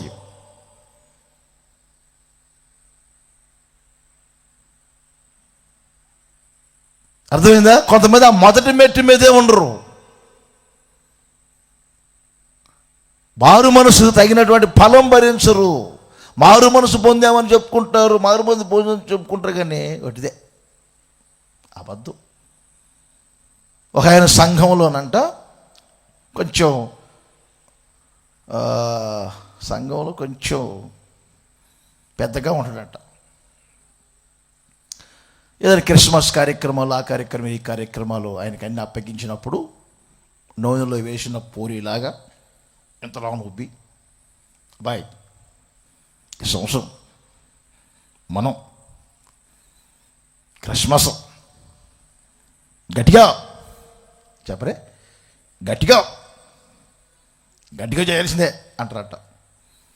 ఒక సంవత్సరం పాస్టర్ గారు చెప్పారంట, ఈ మధ్య కొంచెం కుర్రోళ్ళు మేము కొంచెం బాధ్యత తీసుకొని చేస్తాంలే అన్నారు. ఈ సంవత్సరానికి కొంచెం మీరు ఆగండి అయ్యా, కుర్రోళ్ళు కొంచెం ఆశపడుతున్నారులే, యూత్ కదా, కొంచెం వాళ్ళ తెర మీద పెడదాం, యూత్ తెర మీద ఉంటే కొంచెం చూసేవాళ్ళకి కూడా బాగుంటుంది అని చెప్పారంట పాస్టర్ గారు. ఇక అంతే, ఆయన కొంచెం పొగడతో వచ్చినప్పుడేమో నూనెలో వేసిన పూరిలాగా ఉబ్బారు. ఈ లోపల ఏమైంది, కొంచెం ఆగండి అయ్యా, వాళ్ళు కొంచెం ఎగిరిపడుతున్నారు, కుర్రోళ్ళు కదా, యూత్ కదా అనగానే ఇప్పుడు చెప్పండి, పేట మీదే ఉంది పూరి. పేట మీద ఉంటామంటండి. కనబడిన వాళ్ళు అందరూ చెబుతారంట, అబ్బాయి ఈసారి క్రిస్మస్కి నాకు సంబంధం లేదుగా, అమ్మా ఎలిజబెతమ్మా ఈసారి క్రిస్మస్కి నాకు అసలు సంబంధమే, అంత అవసరమా? ఏనా ఏముంది ఈసారి నాకు క్రిస్మస్కి? ఇది వాళ్ళ కూతురు సండే స్కూల్ పిల్ల అలా అలిగి ఇంటికి వెళ్ళి కూర్చుంటే ఆయన గారు ఈ సండే స్కూల్ పిల్ల ఇంటికి వెళ్ళి, అర్థమైందా, సండే స్కూల్ పాడు పాడిందంట. ఏమాట, మారాలి మారాలి నీ మనసు మారాలి, నీ మారిన మనసు దేవునికి ఇస్తే ఫలితం ఉంటుంది. వాళ్ళ నాన్నగారి వైపు చూసి, మారానంటూ గొప్పలు చెబుతావు, ఆ గొప్పలు కాస్త సాగకపోతే గోతిలు పడతావు.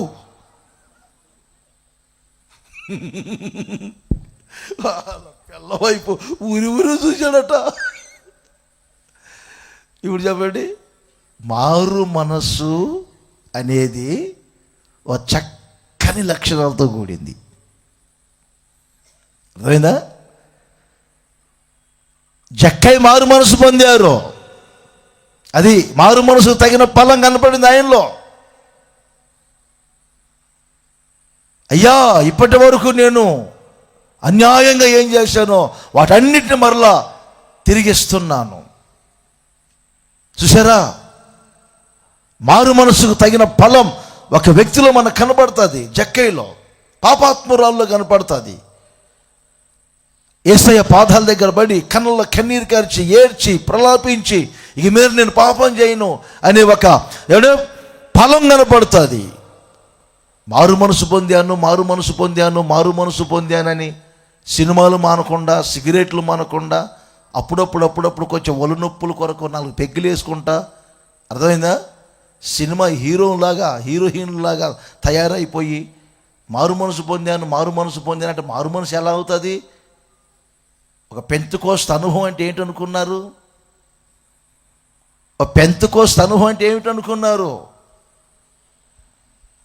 నేను ఒక నిజమైన పెంతెకోస్తులో బాప్తిసం పొందాను. నిజమైన పెంతెకోస్తులో నేను పుట్టి పెరిగాను. ఒక బాప్తిసం ఇవ్వాలంటే చాలా ఆలోచన చేసేవారు. ప్రమాణాలు జయించి బాప్తిస్మాలు ఇచ్చేవారు. ఆ ఇంట్లో ఏదైనా కానీ, అర్థమైందా, టీవీలో సినిమాలు చూస్తున్నారన్నా కానీ బల్లారాజు ఇచ్చేవాళ్ళు కాదు.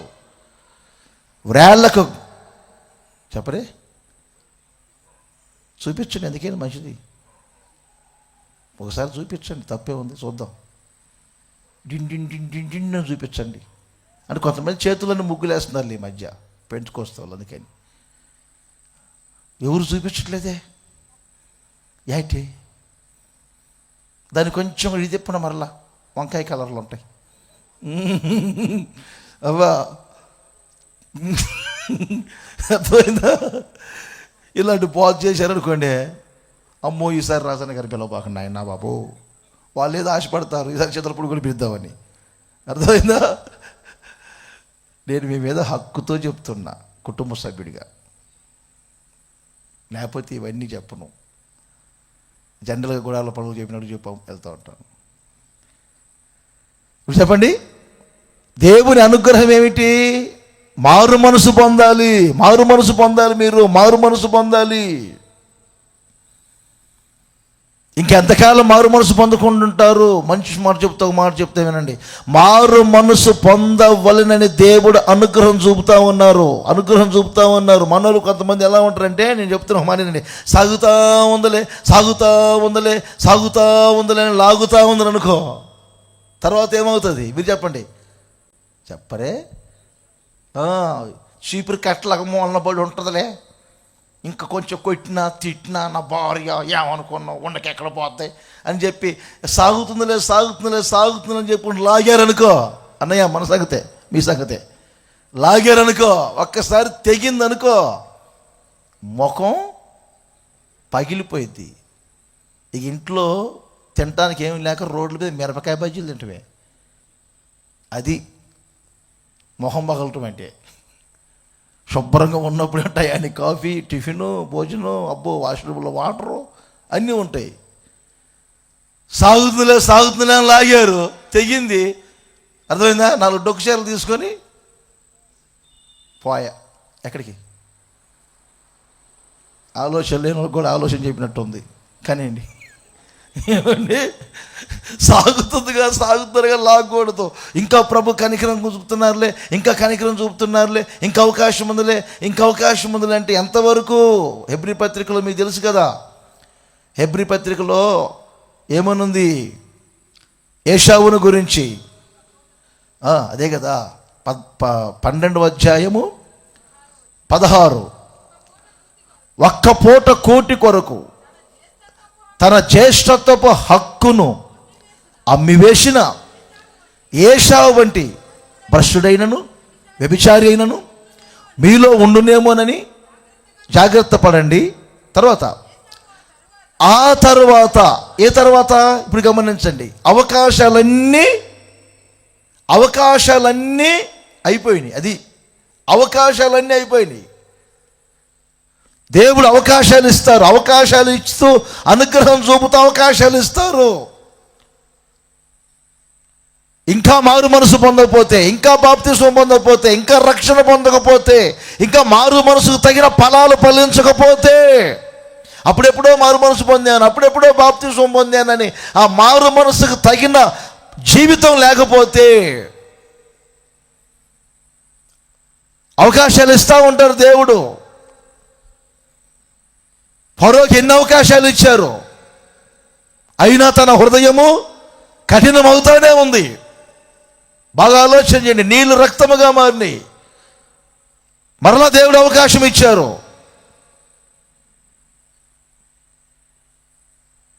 ఐగుప్తు దేశమంతా భయంకరమైనటువంటి తెగుళ్ళు, కప్పలు, పేలు, ధూళిగా మారిపోయింది.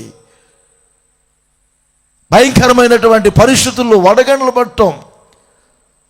సారిసారికి అంటాడు, అయ్యా ఇంకొకసారి అంటాడు. ఒక లాస్ట్ ఛాన్స్ ఇవ్వండి, ఒక లాస్ట్ ఛాన్స్ ఇవ్వండి అంటారు ఫరో. అవకాశాలన్నిటినీ ఏమండి జార విడుచుకుంటే పరిస్థితులు ఏమిటి? ఎన్ని అవకాశాలు ఇచ్చారు దేవుడు. ఎన్ని సువార్త కూడికల్లో మాట్లాడారు, సంఘ సేవావృద్ధి కూడికలు ఎన్ని మాట్లాడారు మీతో. అబద్ధాలు మాట్లాడొద్దని, పరిశుద్ధంగా ఉండమని,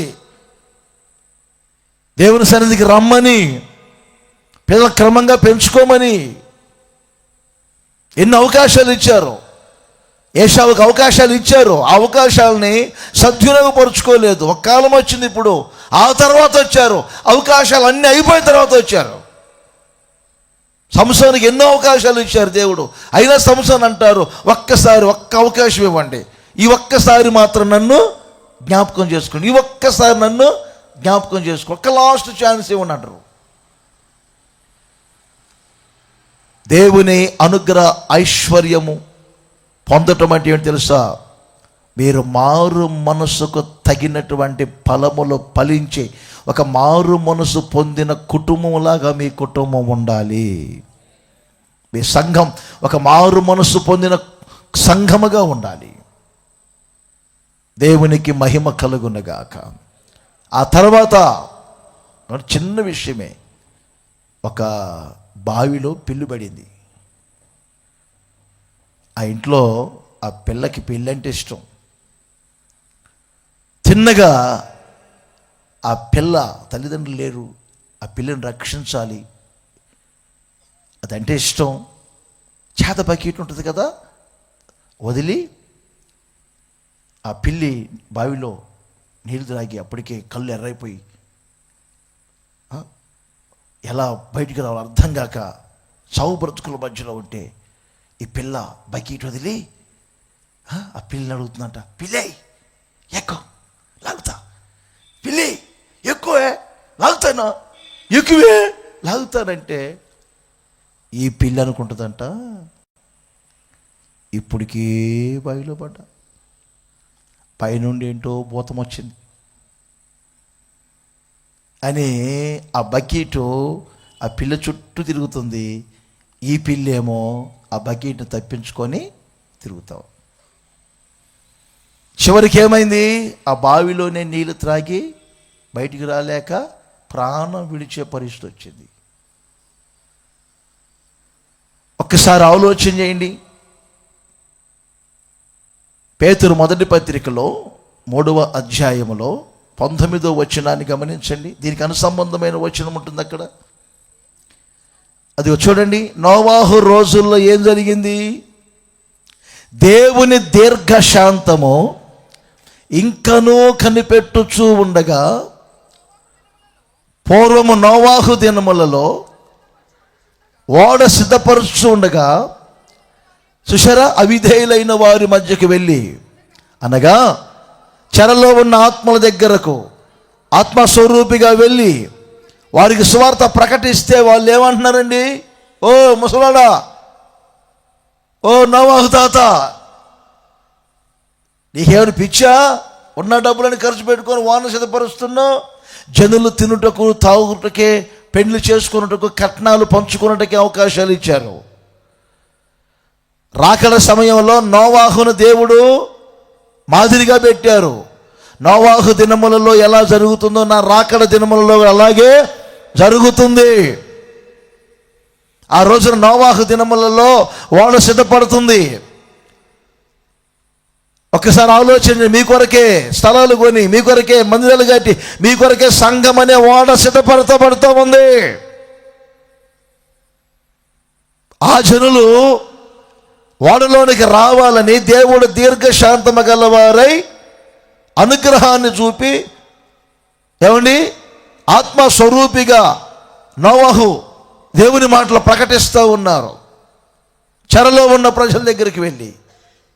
అయినా కూడా వాళ్ళు ఎవ్వరూ మొగ్గు చూపలేదు. తర్వాత ఏమైంది? అలాంటి పరిస్థితులు రాకుండా మీరు ఉండాలి. ఒక నోవాహు కుటుంబం మాత్రమే రక్షణ పొందటానికి గల కారణం ఆయన అనుగ్రహ ఐశ్వర్యముగా మారు మనసు పొంది నిందారహితుడిగా మారి నీతిమంతుడిగా తీర్చబడి దేవునితో నడిచి తన కుటుంబాన్ని కూడా అదే పద్ధతుల్లో నడిపించుకున్నటువంటి వ్యక్తి రక్షణ వాడలో కాపాడబడ్డారు. దేవునికి మహిమ కలుగునగాక. ఇంకొకసారి చేతులు ఊపుతూ చెప్పండి గట్టిగా హల్లెలూయా. కొంచెం వ్యాపారం బిజీలో ఉన్నానులేండి, కొంచెం ఆ బిజీలో ఉన్నానులేండి, ఈ బిజీలో ఉన్నానులేండి. అవకాశాలన్నీ జార విడుచుకోవద్దు. ఎందుకో ప్రభు మీతో చెప్తున్నారు. ఆయన అనుగ్రహం ఎందుకు చూపుతున్నారు? ఒకటి చెప్పాను, మీకు సదుపాయాలన్నీ కలగజేయటానికి. ఆయన అనుగ్రహం ఎందుకు చూపుతున్నారు చెప్పండి? మారు మనసు పొంది మీరందరూ రక్షణ పొందాలని. చూడండి, దినవృత్తాంతముల 2వ గ్రంథం 9వ అధ్యాయం 8వ వచనం కూడా చూద్దాం. సేబా దేశపు రాణి సొలొమోను దగ్గరకు వచ్చి ఒక మంచి మాట చెప్తారు, వినండి. నీ దేవుడైన యెహోవా సన్నిధిని నీవు రాజువై ఆయన సింహాసనం మీద ఆసీనుడివై ఉండునట్లు చూసారా, నీయందు అనుగ్రహము చూపినందుకు నీ దేవుడైన యెహోవాకు స్తోత్రము కలుగునగాక. కింద ఇశ్రాయేలును నిత్యము స్థిరపరచబడవలనని దేవుని దయాలోచన, దేవుని అనుగ్రహం ఏమిటంటే బాగినండి, మిమ్ములను మీ కుటుంబములను నిత్యము స్థిరపరచాలని. ఇప్పుడు చెప్పండి, చేతుల పైకి ఎత్తి గట్టిగా హల్లెలూయా చెప్పండి. చెప్పండి ఇంకోసారి గట్టిగా. నేను చెప్పే మాట మీరు చెప్పండి. నిత్యము మీ కుటుంబములను స్థిరపరచాలని అనండి అందరు గట్టిగా. నిత్యము మీ కుటుంబాలు దేవుని సన్నిధిని స్థిరపరచబడాలి. షేబా దేశపు రాణి చెబుతున్నారు, ఓ సొలొమోను, నీ యందు దేవుడు అనుగ్రహం చూపారు, అందుకే ఆయన నిన్ను ఇశ్రాయేలుని అదిగో నిత్యము స్థిరపరుస్తున్నారు, నీ సింహాసనాన్ని స్థిరపరుస్తున్నారు, మీ రాజ్యాన్ని స్థిరపరుస్తున్నారు, ఇశ్రాయేలుని స్థిరపరుస్తున్నారు దేవుడు. దీనికి అనుసంబంధంగా ఒక మాట చూడండి మీరు. సమూయేలు 2వ గ్రంథములో 7వ అధ్యాయములో 26వ వచనం నుండి దావీదు దేవుని సన్నిధికి వెళ్ళి తన కుటుంబం కొరకు ప్రార్థన చేసుకున్నారు. ఏమని ప్రార్థన చేసుకున్నారు? నా పిల్లలు డాక్టర్లు కావాలి, యాక్టర్లు కావాలి, కలెక్టర్లు కావాలి, ఇంక చెప్పండి సినిమా యాక్టర్లు కూడా. నా కొరకు సాఫ్ట్వేర్ కావాలి, హార్డ్వేర్ కావాలి. అయ్యి బాబాయ్ మీ ఆశలు చెప్పండి బాబు. నేనేం అడుగుతున్నానండి? అమెరికా వెళ్ళాలి, ఆస్ట్రేలియా వెళ్ళాలి, ఇంక చెప్పండి, తొక్క తోలంత చెప్పండి.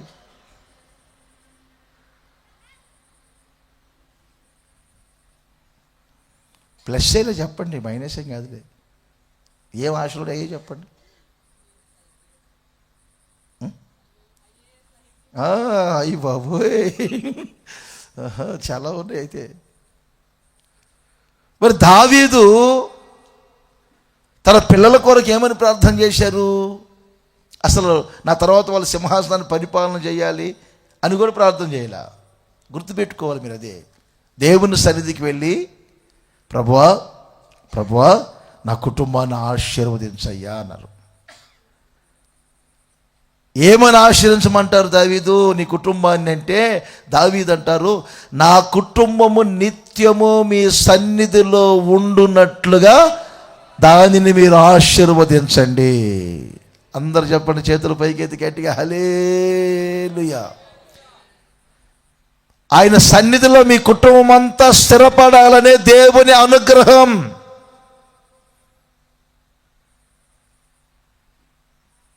ఈ రోజున చాలామంది చూస్తున్నాను నేను. అమెరికాకి వెళ్తే వినండి బాగా, ఆదివారం ఆరాధన వాక్యం చెబుతాను వెళ్తే 60, 70, 80 సంవత్సరాలు ముసలమ్మలు ముసలోళ్ళు, 6-7 సంవత్సరాల నుంచి 10 సంవత్సరాల లోపు పిల్లలు, వీళ్ళు తప్ప మందిరాలలో చెప్పరే కనపడరు. ఎవరు కనపడతారు? 60 నుంచి 70 ఒక్కొంట వచ్చి కూర్చుంటారు. అక్కడ కల్చర్ మాత్రం బాగా ఫాలో అవుతారు. అబ్బో, టిక్ టాక్ నచ్చి కూర్చుంటారు ముసలు. మనవరాలను పెట్టుకుంటారు. మరి యూత్ అంతేరి. వాళ్ళ ఉద్దేశం ఏంటంటే అర్థమైంది మీకు, తాతల తండ్రులలో ఉన్నటువంటి భక్తి పిల్లల తరాలకు వచ్చేసరికే తగ్గిపోతుంది. పిల్లల తరాలకు వచ్చేసరికే ఆ భక్తి నిలబట్టలేదు. దానికి కారణం కూడా తల్లిదండ్రులే. దావీదు వలె ప్రార్థన చేసుకోక, నా పిల్లలు పెద్ద జాబులు చేయాలి, లేకపోతే దేశము ఉన్నత స్థలాలకి వెక్కాలి, అది కాదు. మీ పిల్లలు నిత్యము దేవుని సన్నిధిలో స్థిరపడాలి. ఎందుకు తెలుసా? దేవుని సన్నిధిలో ఏ కుటుంబం స్థిరపరచబడుతుందో, దేవుని సన్నిధిలో ఎవరైతే స్థిరపరచబడతారో ఏమండి, తిరుగులేని అఖండ విజయాలు సాధిస్తారు వాళ్ళు. మరోసారి చెప్తున్నా, దేవుని సన్నిధిలో ఎవరైతే స్థిరపడతారో, ఏ కుటుంబం అయితే స్థిరపరచబడుతుందో, దేవుని సన్నిధిని ఆశ్రయించినటువంటి ఒక కుటుంబం. తెలంగాణలో నాకు ఒక సహోదరుడు తెలుసు. నేను ఐపీసీలో రక్షణ పొందిన దానికి ముందు మా ఇంటి మీద నుంచి మందిరానికి వెళ్ళాలి. చిన్న విషయం చెప్తేనండి, ఆశీర్వాదం అనే కుర్రోడు తెలుసు. బీఈడీ చేస్తున్నారు ఆయన. అప్పట్లో బీఈడీ ఎక్కువగా ఉండేది. టీచర్ జాబ్ చేయాలంటే బీఈడీ చేయాలి అప్పట్లో. ఆయన మా ఇంటి మీద హాస్టల్లో ఉండేవారు. ఉదయాన్నే మా ఇంటి నుంచి అలా వెళ్తూ ఉండేరు పెంతెకోస్తు చర్చికి. ఐపీసీ, నేను పెంతెకోస్తు చర్చికి. చేతిలో ఒక చిన్న డబ్బా పెట్టుకునేవారు, ఏదో పిడికిడి బియ్యం అంట ఆ రోజుల్లో తీసుకునేవారు. అలా వెళ్తూ ఉండేరు. ఒక ఇల్లు తీసుకొని ఆ ఇంట్లో అద్దెకుంటూ ఆదివారం మందిరానికి వెళ్తా ఉంటే ఇంత ఎత్తు మనిషి. నేను కింద పైకి చూసి అతన్ని, నేను మారలో అప్పటికి, నేను నాగరాజుగా ఉన్నప్పుడు, అదేనా మా ఇంటి మీద ఆయన వెళ్తా ఉంటే, హలో నీ వయసు ఎంత? ఈ వయసులో ఏంటి డబ్బా ఒకటి పట్టుకొని పిచ్చోళ్ళకి వెళ్తాను, ఒక చేతిలో బైబిల్ పట్టుకొని. నీకేమన్నా లూజా? కాలేజీలో అయిపోయింటే ఎలా ఉండాలిరా?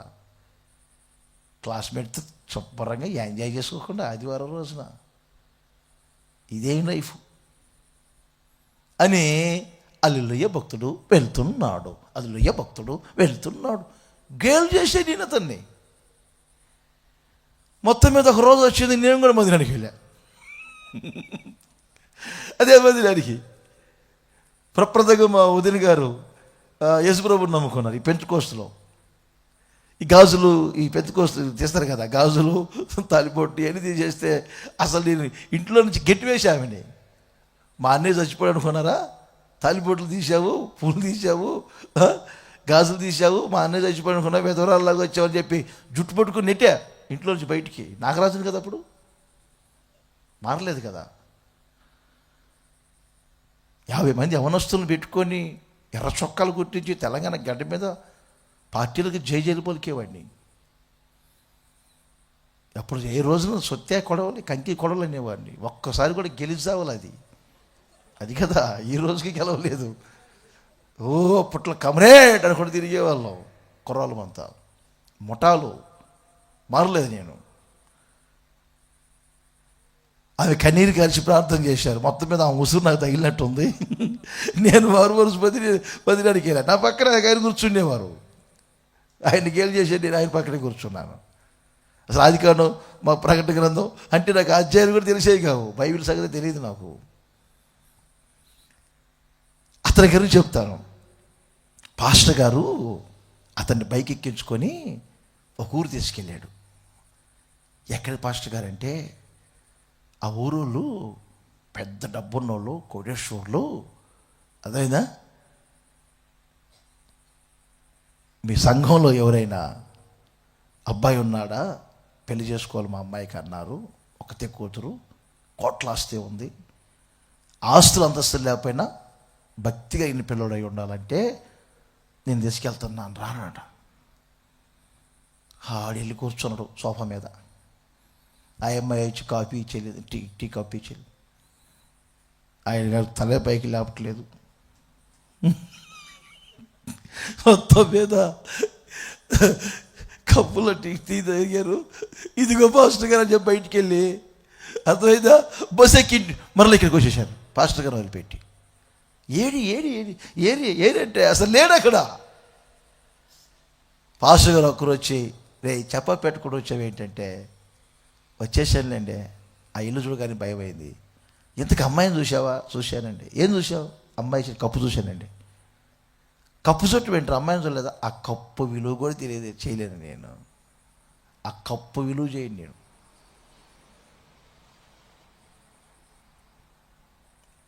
వాళ్ళ అమ్మ నాన్న మట్టి పని చేసుకునేవాళ్ళు.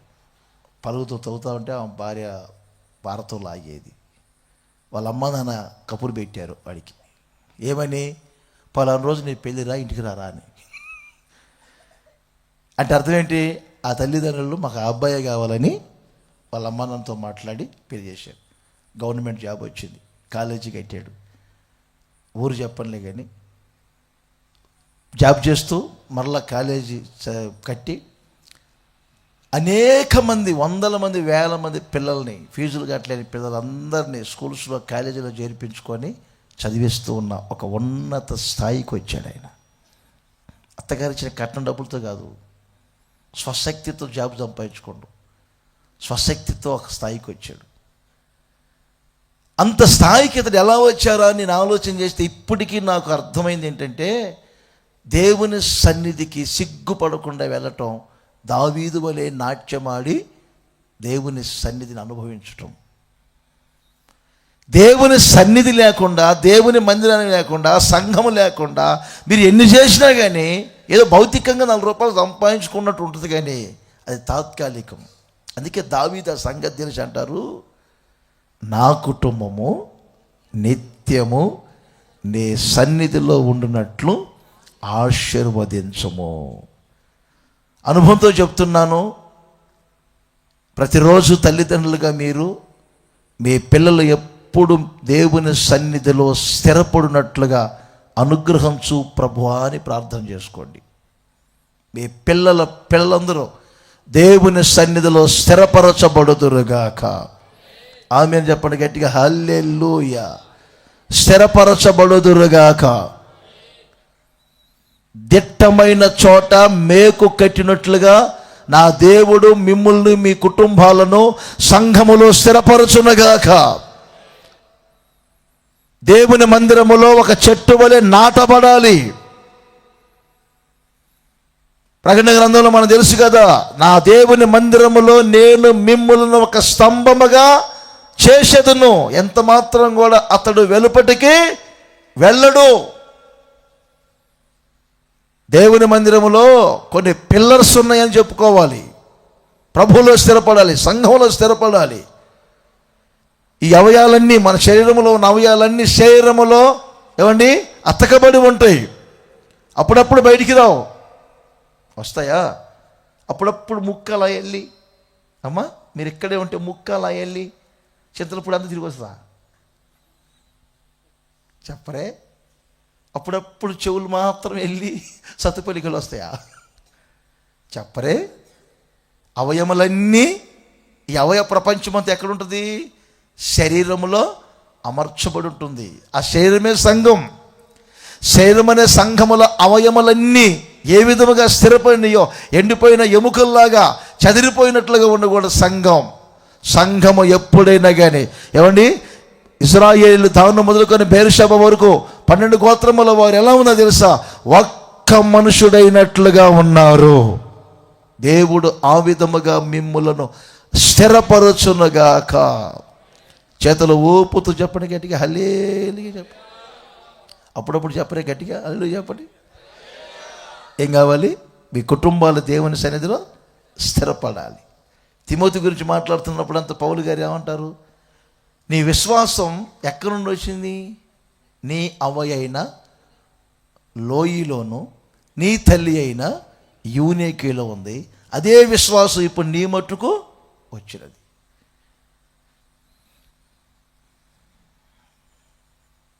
మా జోష్నాలో నేను చాలా భక్తిని చూశాను. ఆ పాపే ఈ అనుబంధానికి కారణం. మరి వాళ్ళ పిల్లలు ఎలా పెరుగుతారో చూడాలా రాబోయే రోజు. నేను చెప్పగలగాలి తిమోతి గురించి సర్టిఫికేట్ ఇచ్చినట్టుగా. చూద్దాం. వాళ్ళ పిల్లలకు కూడా రాబోయే రోజులు నేను వచ్చి పెళ్లి చేయాలా? ఇబ్బంది ఏం లేదు. దేవునికి మహిమ కలుగునుగాక. చెప్పండి, చేతులు పైకెత్తి గట్టిగా హల్లెలూయా. చిన్న మాటలు ముగించుకుందాం. రోమపత్రిక 11వ అధ్యాయం 22వ వచనం. ఇక్కడ కూడా ఒక మంచి మాట ఉంటుంది చూడండి. అనుగ్రహం మీదే మాట్లాడుతున్నాను. అనుగ్రహం మీద కొంచెం గట్టిగా చదవండి. దేవుని అనుగ్రహమును కాఠిన్యమును అనగా పడిపోయిన వారి మీద కాఠిన్యమును. ఇప్పుడు చెప్పండి, అనుగ్రహ ప్రాప్తులైన వారు ఏమవుతారు? ఎప్పుడు నిలిచి ఉండబోతున్నారు. ఇప్పుడు చేతుల పైకి చెప్పండి, తప్పులేదు. గట్టిగా హల్లెలూయా. ఇంకోసారి గట్టిగా. అనుగ్రహ ప్రాప్తులైన వారు నిలిచి ఉంటారు, కాఠిన్యానికి పాత్రులైన వారేమో పడిపోయారు. అది పడిపోవటం అంటే ఏమండి? పడిపోవటం అంటే ఏంటి? ఇంతకుముందు అబ్బా చెప్పకూడదు, ఈ చింతలపూడి నుండి ఈ లింగగూడెం వచ్చేసరికి నిండు గర్భిణి కానీ బయలుదేరిందంటే మధ్యలో నేను నొప్పులు వస్తాయి అనిపించింది నాకు. మరి ఇప్పుడు ఎలా ఉందో రోడ్డు అన్నయ్య? బాగు చేశారా ఇప్పటికైనా? అలాగే ఉంది. ఏమి లేదు, నొప్పులు రాని ఆమె ఎక్కేటి ఆటో, హాస్పిటల్కి వెళ్ళే పని లేదు. చింతలపూడి వెళ్ళేసరికి డెలివరీ అయిపోయింది. ఇబ్బంది ఏం లేదు. నిజంగా నాకు రూట్ తెలియక ఏలూరు నుంచి ఇటు వచ్చేవాడిని. ఇప్పుడు దేవుడి దేవుడు నాకు స్వస్థపరి మంచి బాగుంది. పడిపోవటం అంటే ఈ పడిపోవటం కాదు. ఒక కూతుర్ని కువైట్ పంపించారు.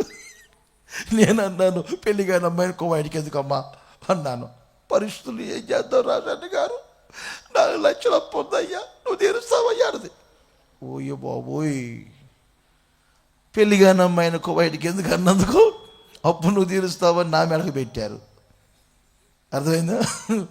అంత మాత్రమే కాదు, పెట్టయ్యా పెట్టండి, మెట్టక మునిపే చేయిపెట్టి నా మీద. నేను మెట్టక మునిపే అర్థమైందని కుర్చీ మీద పెట్టుకున్నాను చెయ్యి, ప్రార్థన చేసి పంపించమంటది. కొంచెం ఆలోచిస్తూ ఉంటే పెట్టయ్యా అని లాగి పెట్టింది నా కూతురి మీద. నేను చేసేది మన చెప్పలో కూడా పొడవులో కానీ లాల్చి కట్ చేసుకొని వెళ్ళిపోయింది. కొత్త లాల్చి కత్తెర తీసుకొని వచ్చింది. ఆ పథకం అంట 5 లాల్చీలు కట్ చేసుకొని పోవాలంట. ఏంటమ్మా అంటే, దైవజనుడు వస్త్రం ఉంటే మంచిది కదా అన్నది. అదేదో చెప్తే పాత లాల్చీ ఇచ్చేవాడినే కదా, తీసేసిన లాల్చీలు ఉంటాయి, ఆ లాల్చీ ఇచ్చేవాడినే కదా. కొత్త లాల్చీ కట్ చేసింది. దేంతో కట్ చేసావమ్మన్నా? కత్తెర అన్నది. సరే ఇవ్వమ్మని చెప్పి ప్రార్థన చేసి ఇస్తానని చెప్పి కత్తెర తీసుకెళ్ళాను. నేను కత్తెర తీసుకెళ్ళడం వల్ల 4 సేపు అయిపోయారు.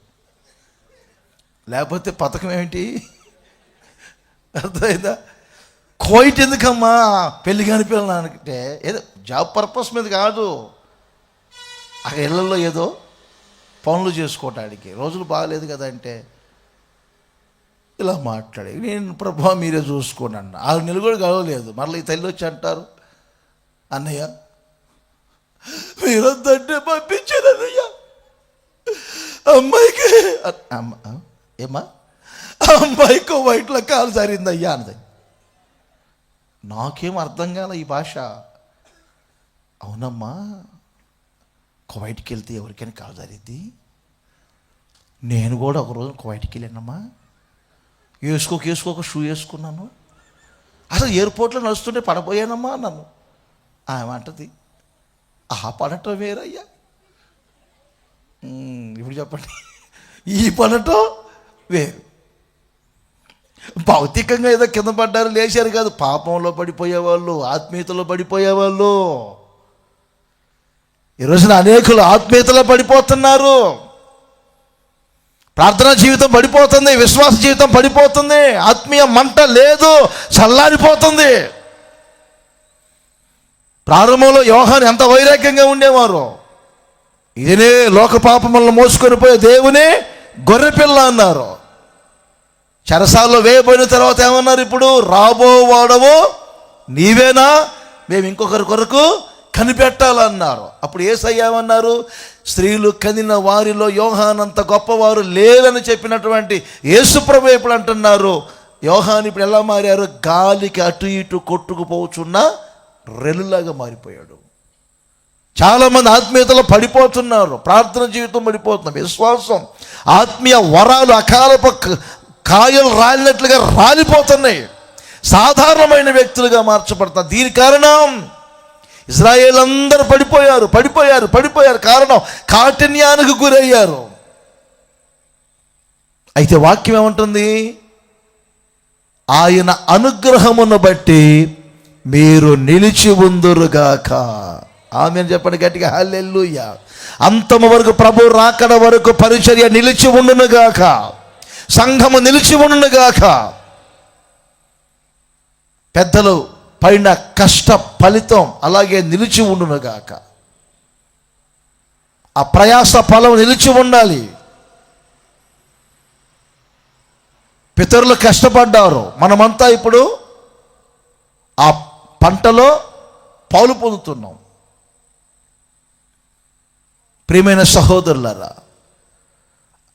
అనుగ్రహమును బట్టి మొదట చెప్పాను, మీకు దేవుడు సదుపాయాలు కలుగజేస్తాడు. రెండవది, అనుగ్రహమును బట్టి రక్షణార్థమైన ఒక మారు మనసు పొందుతారు మీరు. మూడవది, అనుగ్రహమును బట్టి మీ కుటుంబాలు నిత్యము దేవుని సన్నిధిలో స్థిరపరచబడతాయి. నాలుగవది, అనుగ్రహమును బట్టి మీరు అంతము వరకు నిలిచి ఉండబోతున్నారు.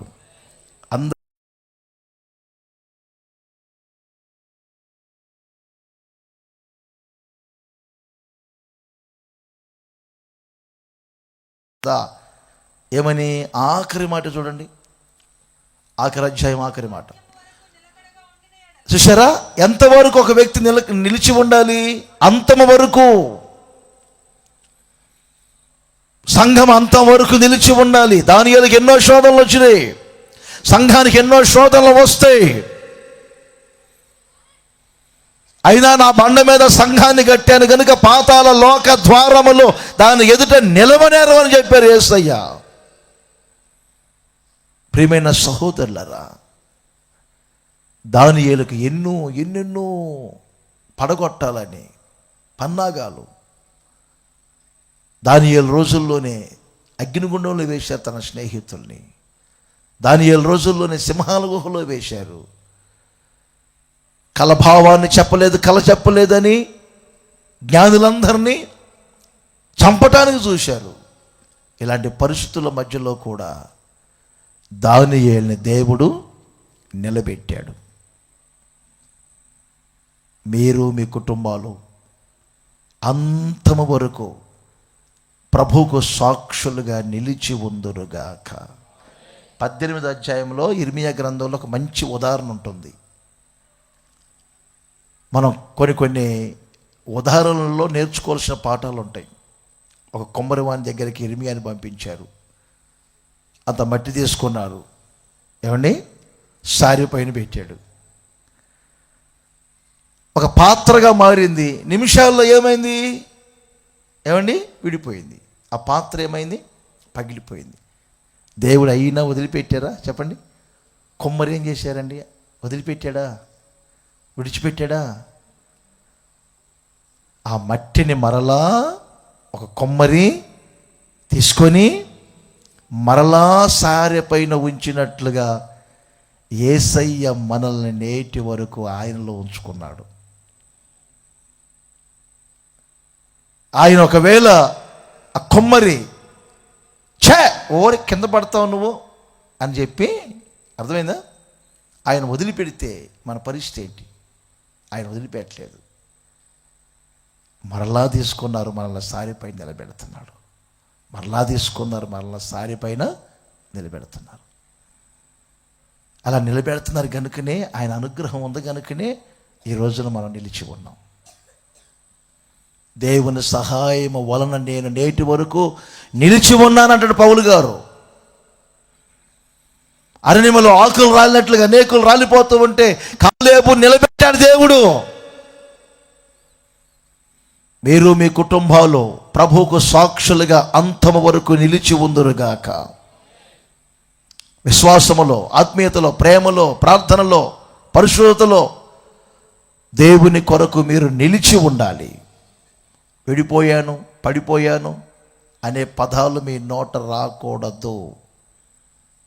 దేవుడు మిమ్మల్ని నిలబెట్టునుగాక. మిమ్మల్ని నిలబెట్టడానికి ఆయన అనుగ్రహం మీకు చూపునుగాక. అందరికి ఇంకొకసారి చెప్పండి గట్టిగా, హలే ఓపెన్, చేతులు ఓపెన్ గట్టిగా. నిలుస్తాము అనేవాళ్ళు గట్టిగా చెప్పండి అలేలి అని. నిజమేనా? నమ్మొచ్చు అనేవాళ్ళు కూడా చెప్పండి గట్టిగా అలేలి అని. ఒక పాస్టర్ గారు సాతాను గురించి ప్రసంగం చేశాడంట. ఆ రోజు ఎందుకు ఆయన ఆ అంశం తీసుకున్నారు? సాతాను ఎలా ఉంటాడో సంఘమో తెలుసా అని ప్రారంభించారు. అందరు ఆయన వైపు చూశారు. ఇలా కొమ్ములు ఉంటాయి, ఇలా కళ్ళు ఉంటాయి, ఇలా నల్ల బట్టలు వేసుకుంటాడు.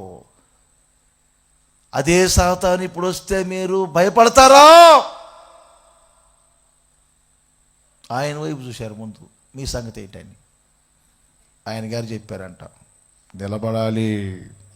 చెప్పండి, నిలబడాలి.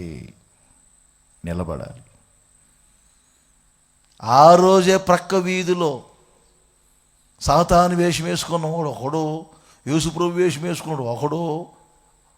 డ్రామా అయిపోయిన తర్వాత ఆ బట్టలతోటే ఇంటికి వెళ్దాం అనుకొని రోడ్డు మీద వెళ్దామన్నాడు. ఊరు ఈరోజు ఆదివారం కదా, నా భార్య మా అమ్మ మందిరంలో ఉంటారు కదా అని డైరెక్ట్గా మందిరంలోకి వచ్చాడు. అటు వచ్చి నిలబడితే ముందు కనపడేది ఎవరికి? సాతాను గురించి ప్రస్తావన చేసిన పాస్టర్ గారికి కనపడాడు. నిలబడాలా? వెంటనే పాస్టర్ గారు అనుకున్నాడు, ఒరే సాతానుగా, అనవసరంగా ఈరోజు నీ గురించి చెప్పాను కదరా, మాటల్లో నేను వచ్చావురా సాతానుగా. సంగమా, బ్రతికుంటే బలుజాకు దీన్ని బ్రతుకుతానని. మా పాస్టర్లకు అత్యవసర ద్వారాలు ఒకటి ఉంటాయి, పులిపెట్టి మీరు చనిపోయేట. అవునా? కాబట్టి బైబిల్ జిప్పేసి తిన్నకి వెళ్ళిపోయాడు. ఇప్పుడు వరకు నిలబడతాం అన్న వాళ్ళు అటు చూసే ఎందుకు పాస్టర్ గారు వెళ్ళారు, అటు చూసే ఎందుకు వెళ్ళారు అని అందరు తిరిగారు. ఇక చెప్పండి, ఇప్పుడు చెరువు దిగిన కట్ట దిగిన చెరువు అనుకోవాలా? గోళ్ళ దూకేవాడు, కిటికీలు అందరూ పాడిపోయారు. నిలబడ్డోళ్ళు ఒకరు లేరు. అయితే గొప్ప విషయం చెప్పనా, ఒక్క ఆమె నిలబడింది. ఈడు అనుకుంటాడు, ఇన్ని ఉపదేశాలు ఉంటారు, నా వేషం చూసి అందరూ పారిపోయారు, ఈమె నిజమైన భక్తురాలు, అందుకే నిలబడింది. ఆ మెంటలో మనిషి ఏమన్నా తెలుసా? వందనాలు సాతన్న గారు అన్నదంట. దెమ్మ తిరిగిపోయింది అడిగి. వందనాలా? వాళ్ళందరూ యేసు ప్రభు బిడ్డలకు కాబట్టి పారిపోయారు, నేను నీ బిడ్డను కాబట్టి నిలబడ్డాను. చూసారా? ఇంకా నమ్మవా నేను మారు మనసు పొందలా? ఇంకా నమ్మవా బాప్తిసం పొందలా? ఇంకా నమ్మవా మా వారు జూబులు డబ్బులు కొట్టి 70,000 దోపి పెట్టా, జాగ్రత్తగా పెట్టా. వాడు విని విని విని విని విని వేషం తీయగానే ఆడు భార్య అమ్మాయి, ఆడు భార్య కుక్కను కొట్టే కర్ర తీసుకొని ముందు 70,000 ఎక్కడ దోపావు చెప్ప, 70,000 ఎక్కడ దోపావు? ఇలా ఉంటే కొంతమంది నిలబడతాం అంటారు. నిలబడ్డోళ్ళు ఎలా ఉన్నారు? అనుగ్రహం అంటే దేవుడు నిలబెడతారు మిమ్మల్ని. ఆయన అనుగ్రహం అంటే చాలు నిలబెడతారు. 18 సంవత్సరాల వయసులో ప్రభువులోకి వచ్చా. 50 దాటిని ఇప్పుడు నాకు. 18లో వచ్చా, 50 దాటిని. ఇంచుమించుగా 32 సంవత్సరాలు దాటిపోయింది నేను సేవలోకి వచ్చి. పెళ్లి చేసుకోకుండా సేవ చేయమన్నారు దేవుడు. వచ్చా. ఎన్నో నిందలు అనుభవించాను యవ్వన కాలంలో. 18 వయసు అంటే చిన్న వయసే కదా. ఎన్ని నిందలు, ఎన్నో అవమానాలు, ఎన్నో కష్టాలు, కన్నీళ్ళు. ఈ రోజు వరకు కూడా లోక సంబంధమైన వాటి వైపు ప్రభు నన్ను తీసుకెళ్లకుండా, ఏ ప్రతిష్టతలో అయితే వచ్చానో, ఏ సమర్పణలో అయితే వచ్చానో, నేటి వరకు నేను నిలిచి ఉన్నాను.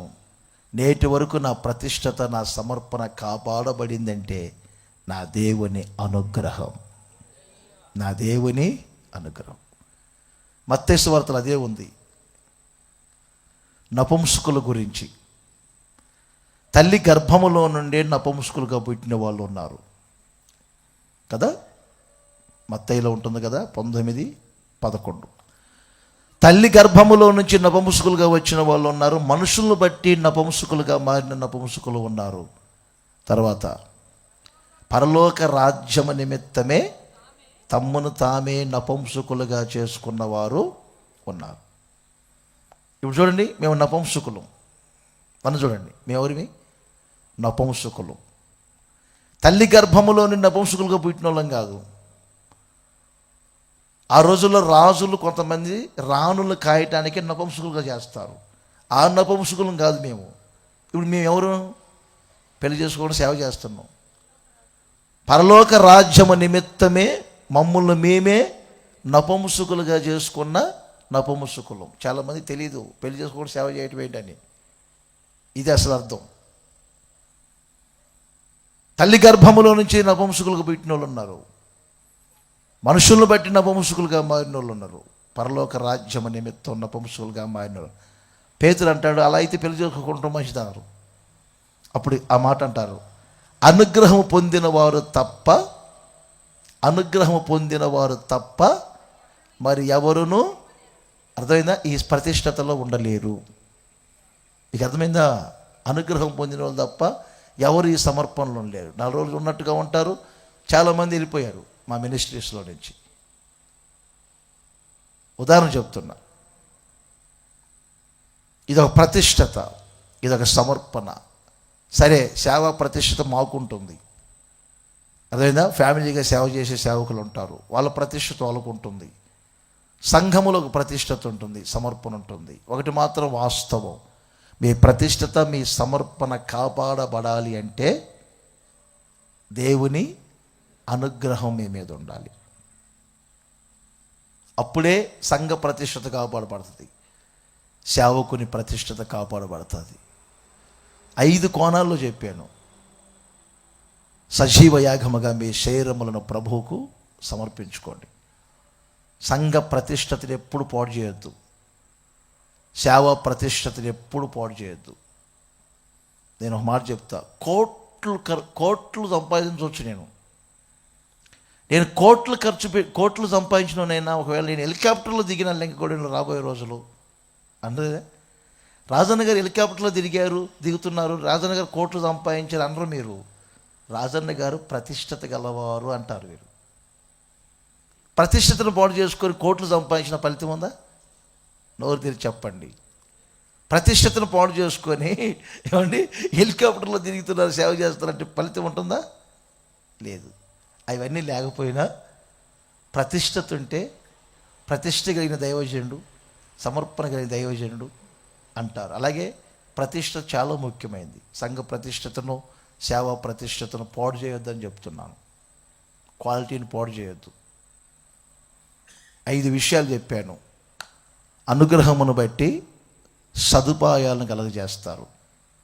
రెండవది రక్షణార్థమైన మారు మనస్సు పొందుతారు. మూడవది మీ కుటుంబాలన్నీ దేవుని సన్నిధిలో స్థిరపరచబడతాయి. అంతేకాదు ప్రభువుకు సాక్షులుగా అంతవరకు మీరు నిలబడతారు.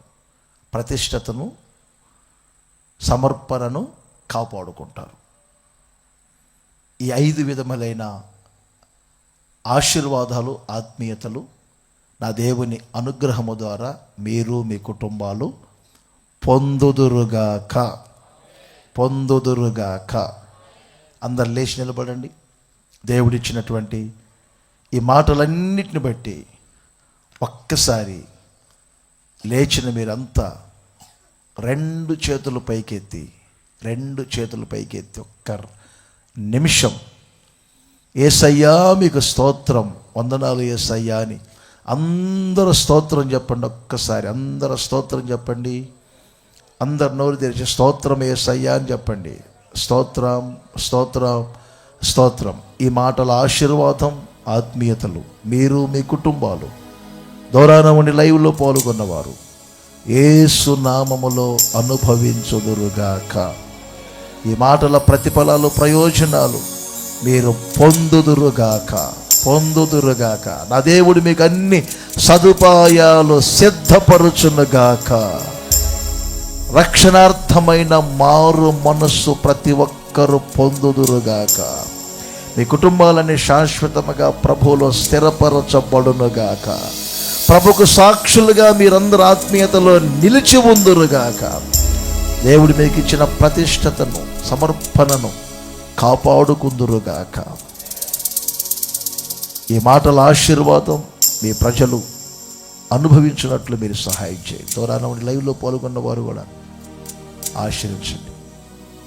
కోడికి ఏర్పాటు చేసిన దైవ సేవకుల్ని, సంఘాన్ని, అలాగే నా తండ్రి కుటుంబ సభ్యులందరినీ, వచ్చిన వారిని అందరినీ దీవించండి. ఈ మాటల ప్రతిఫలాలు సమృద్ధిగా కలగజేయండి. యేసు నామములో అడుగుచున్నాను తండ్రి. ఒక నిమిషం అలాగే నిలబడండి.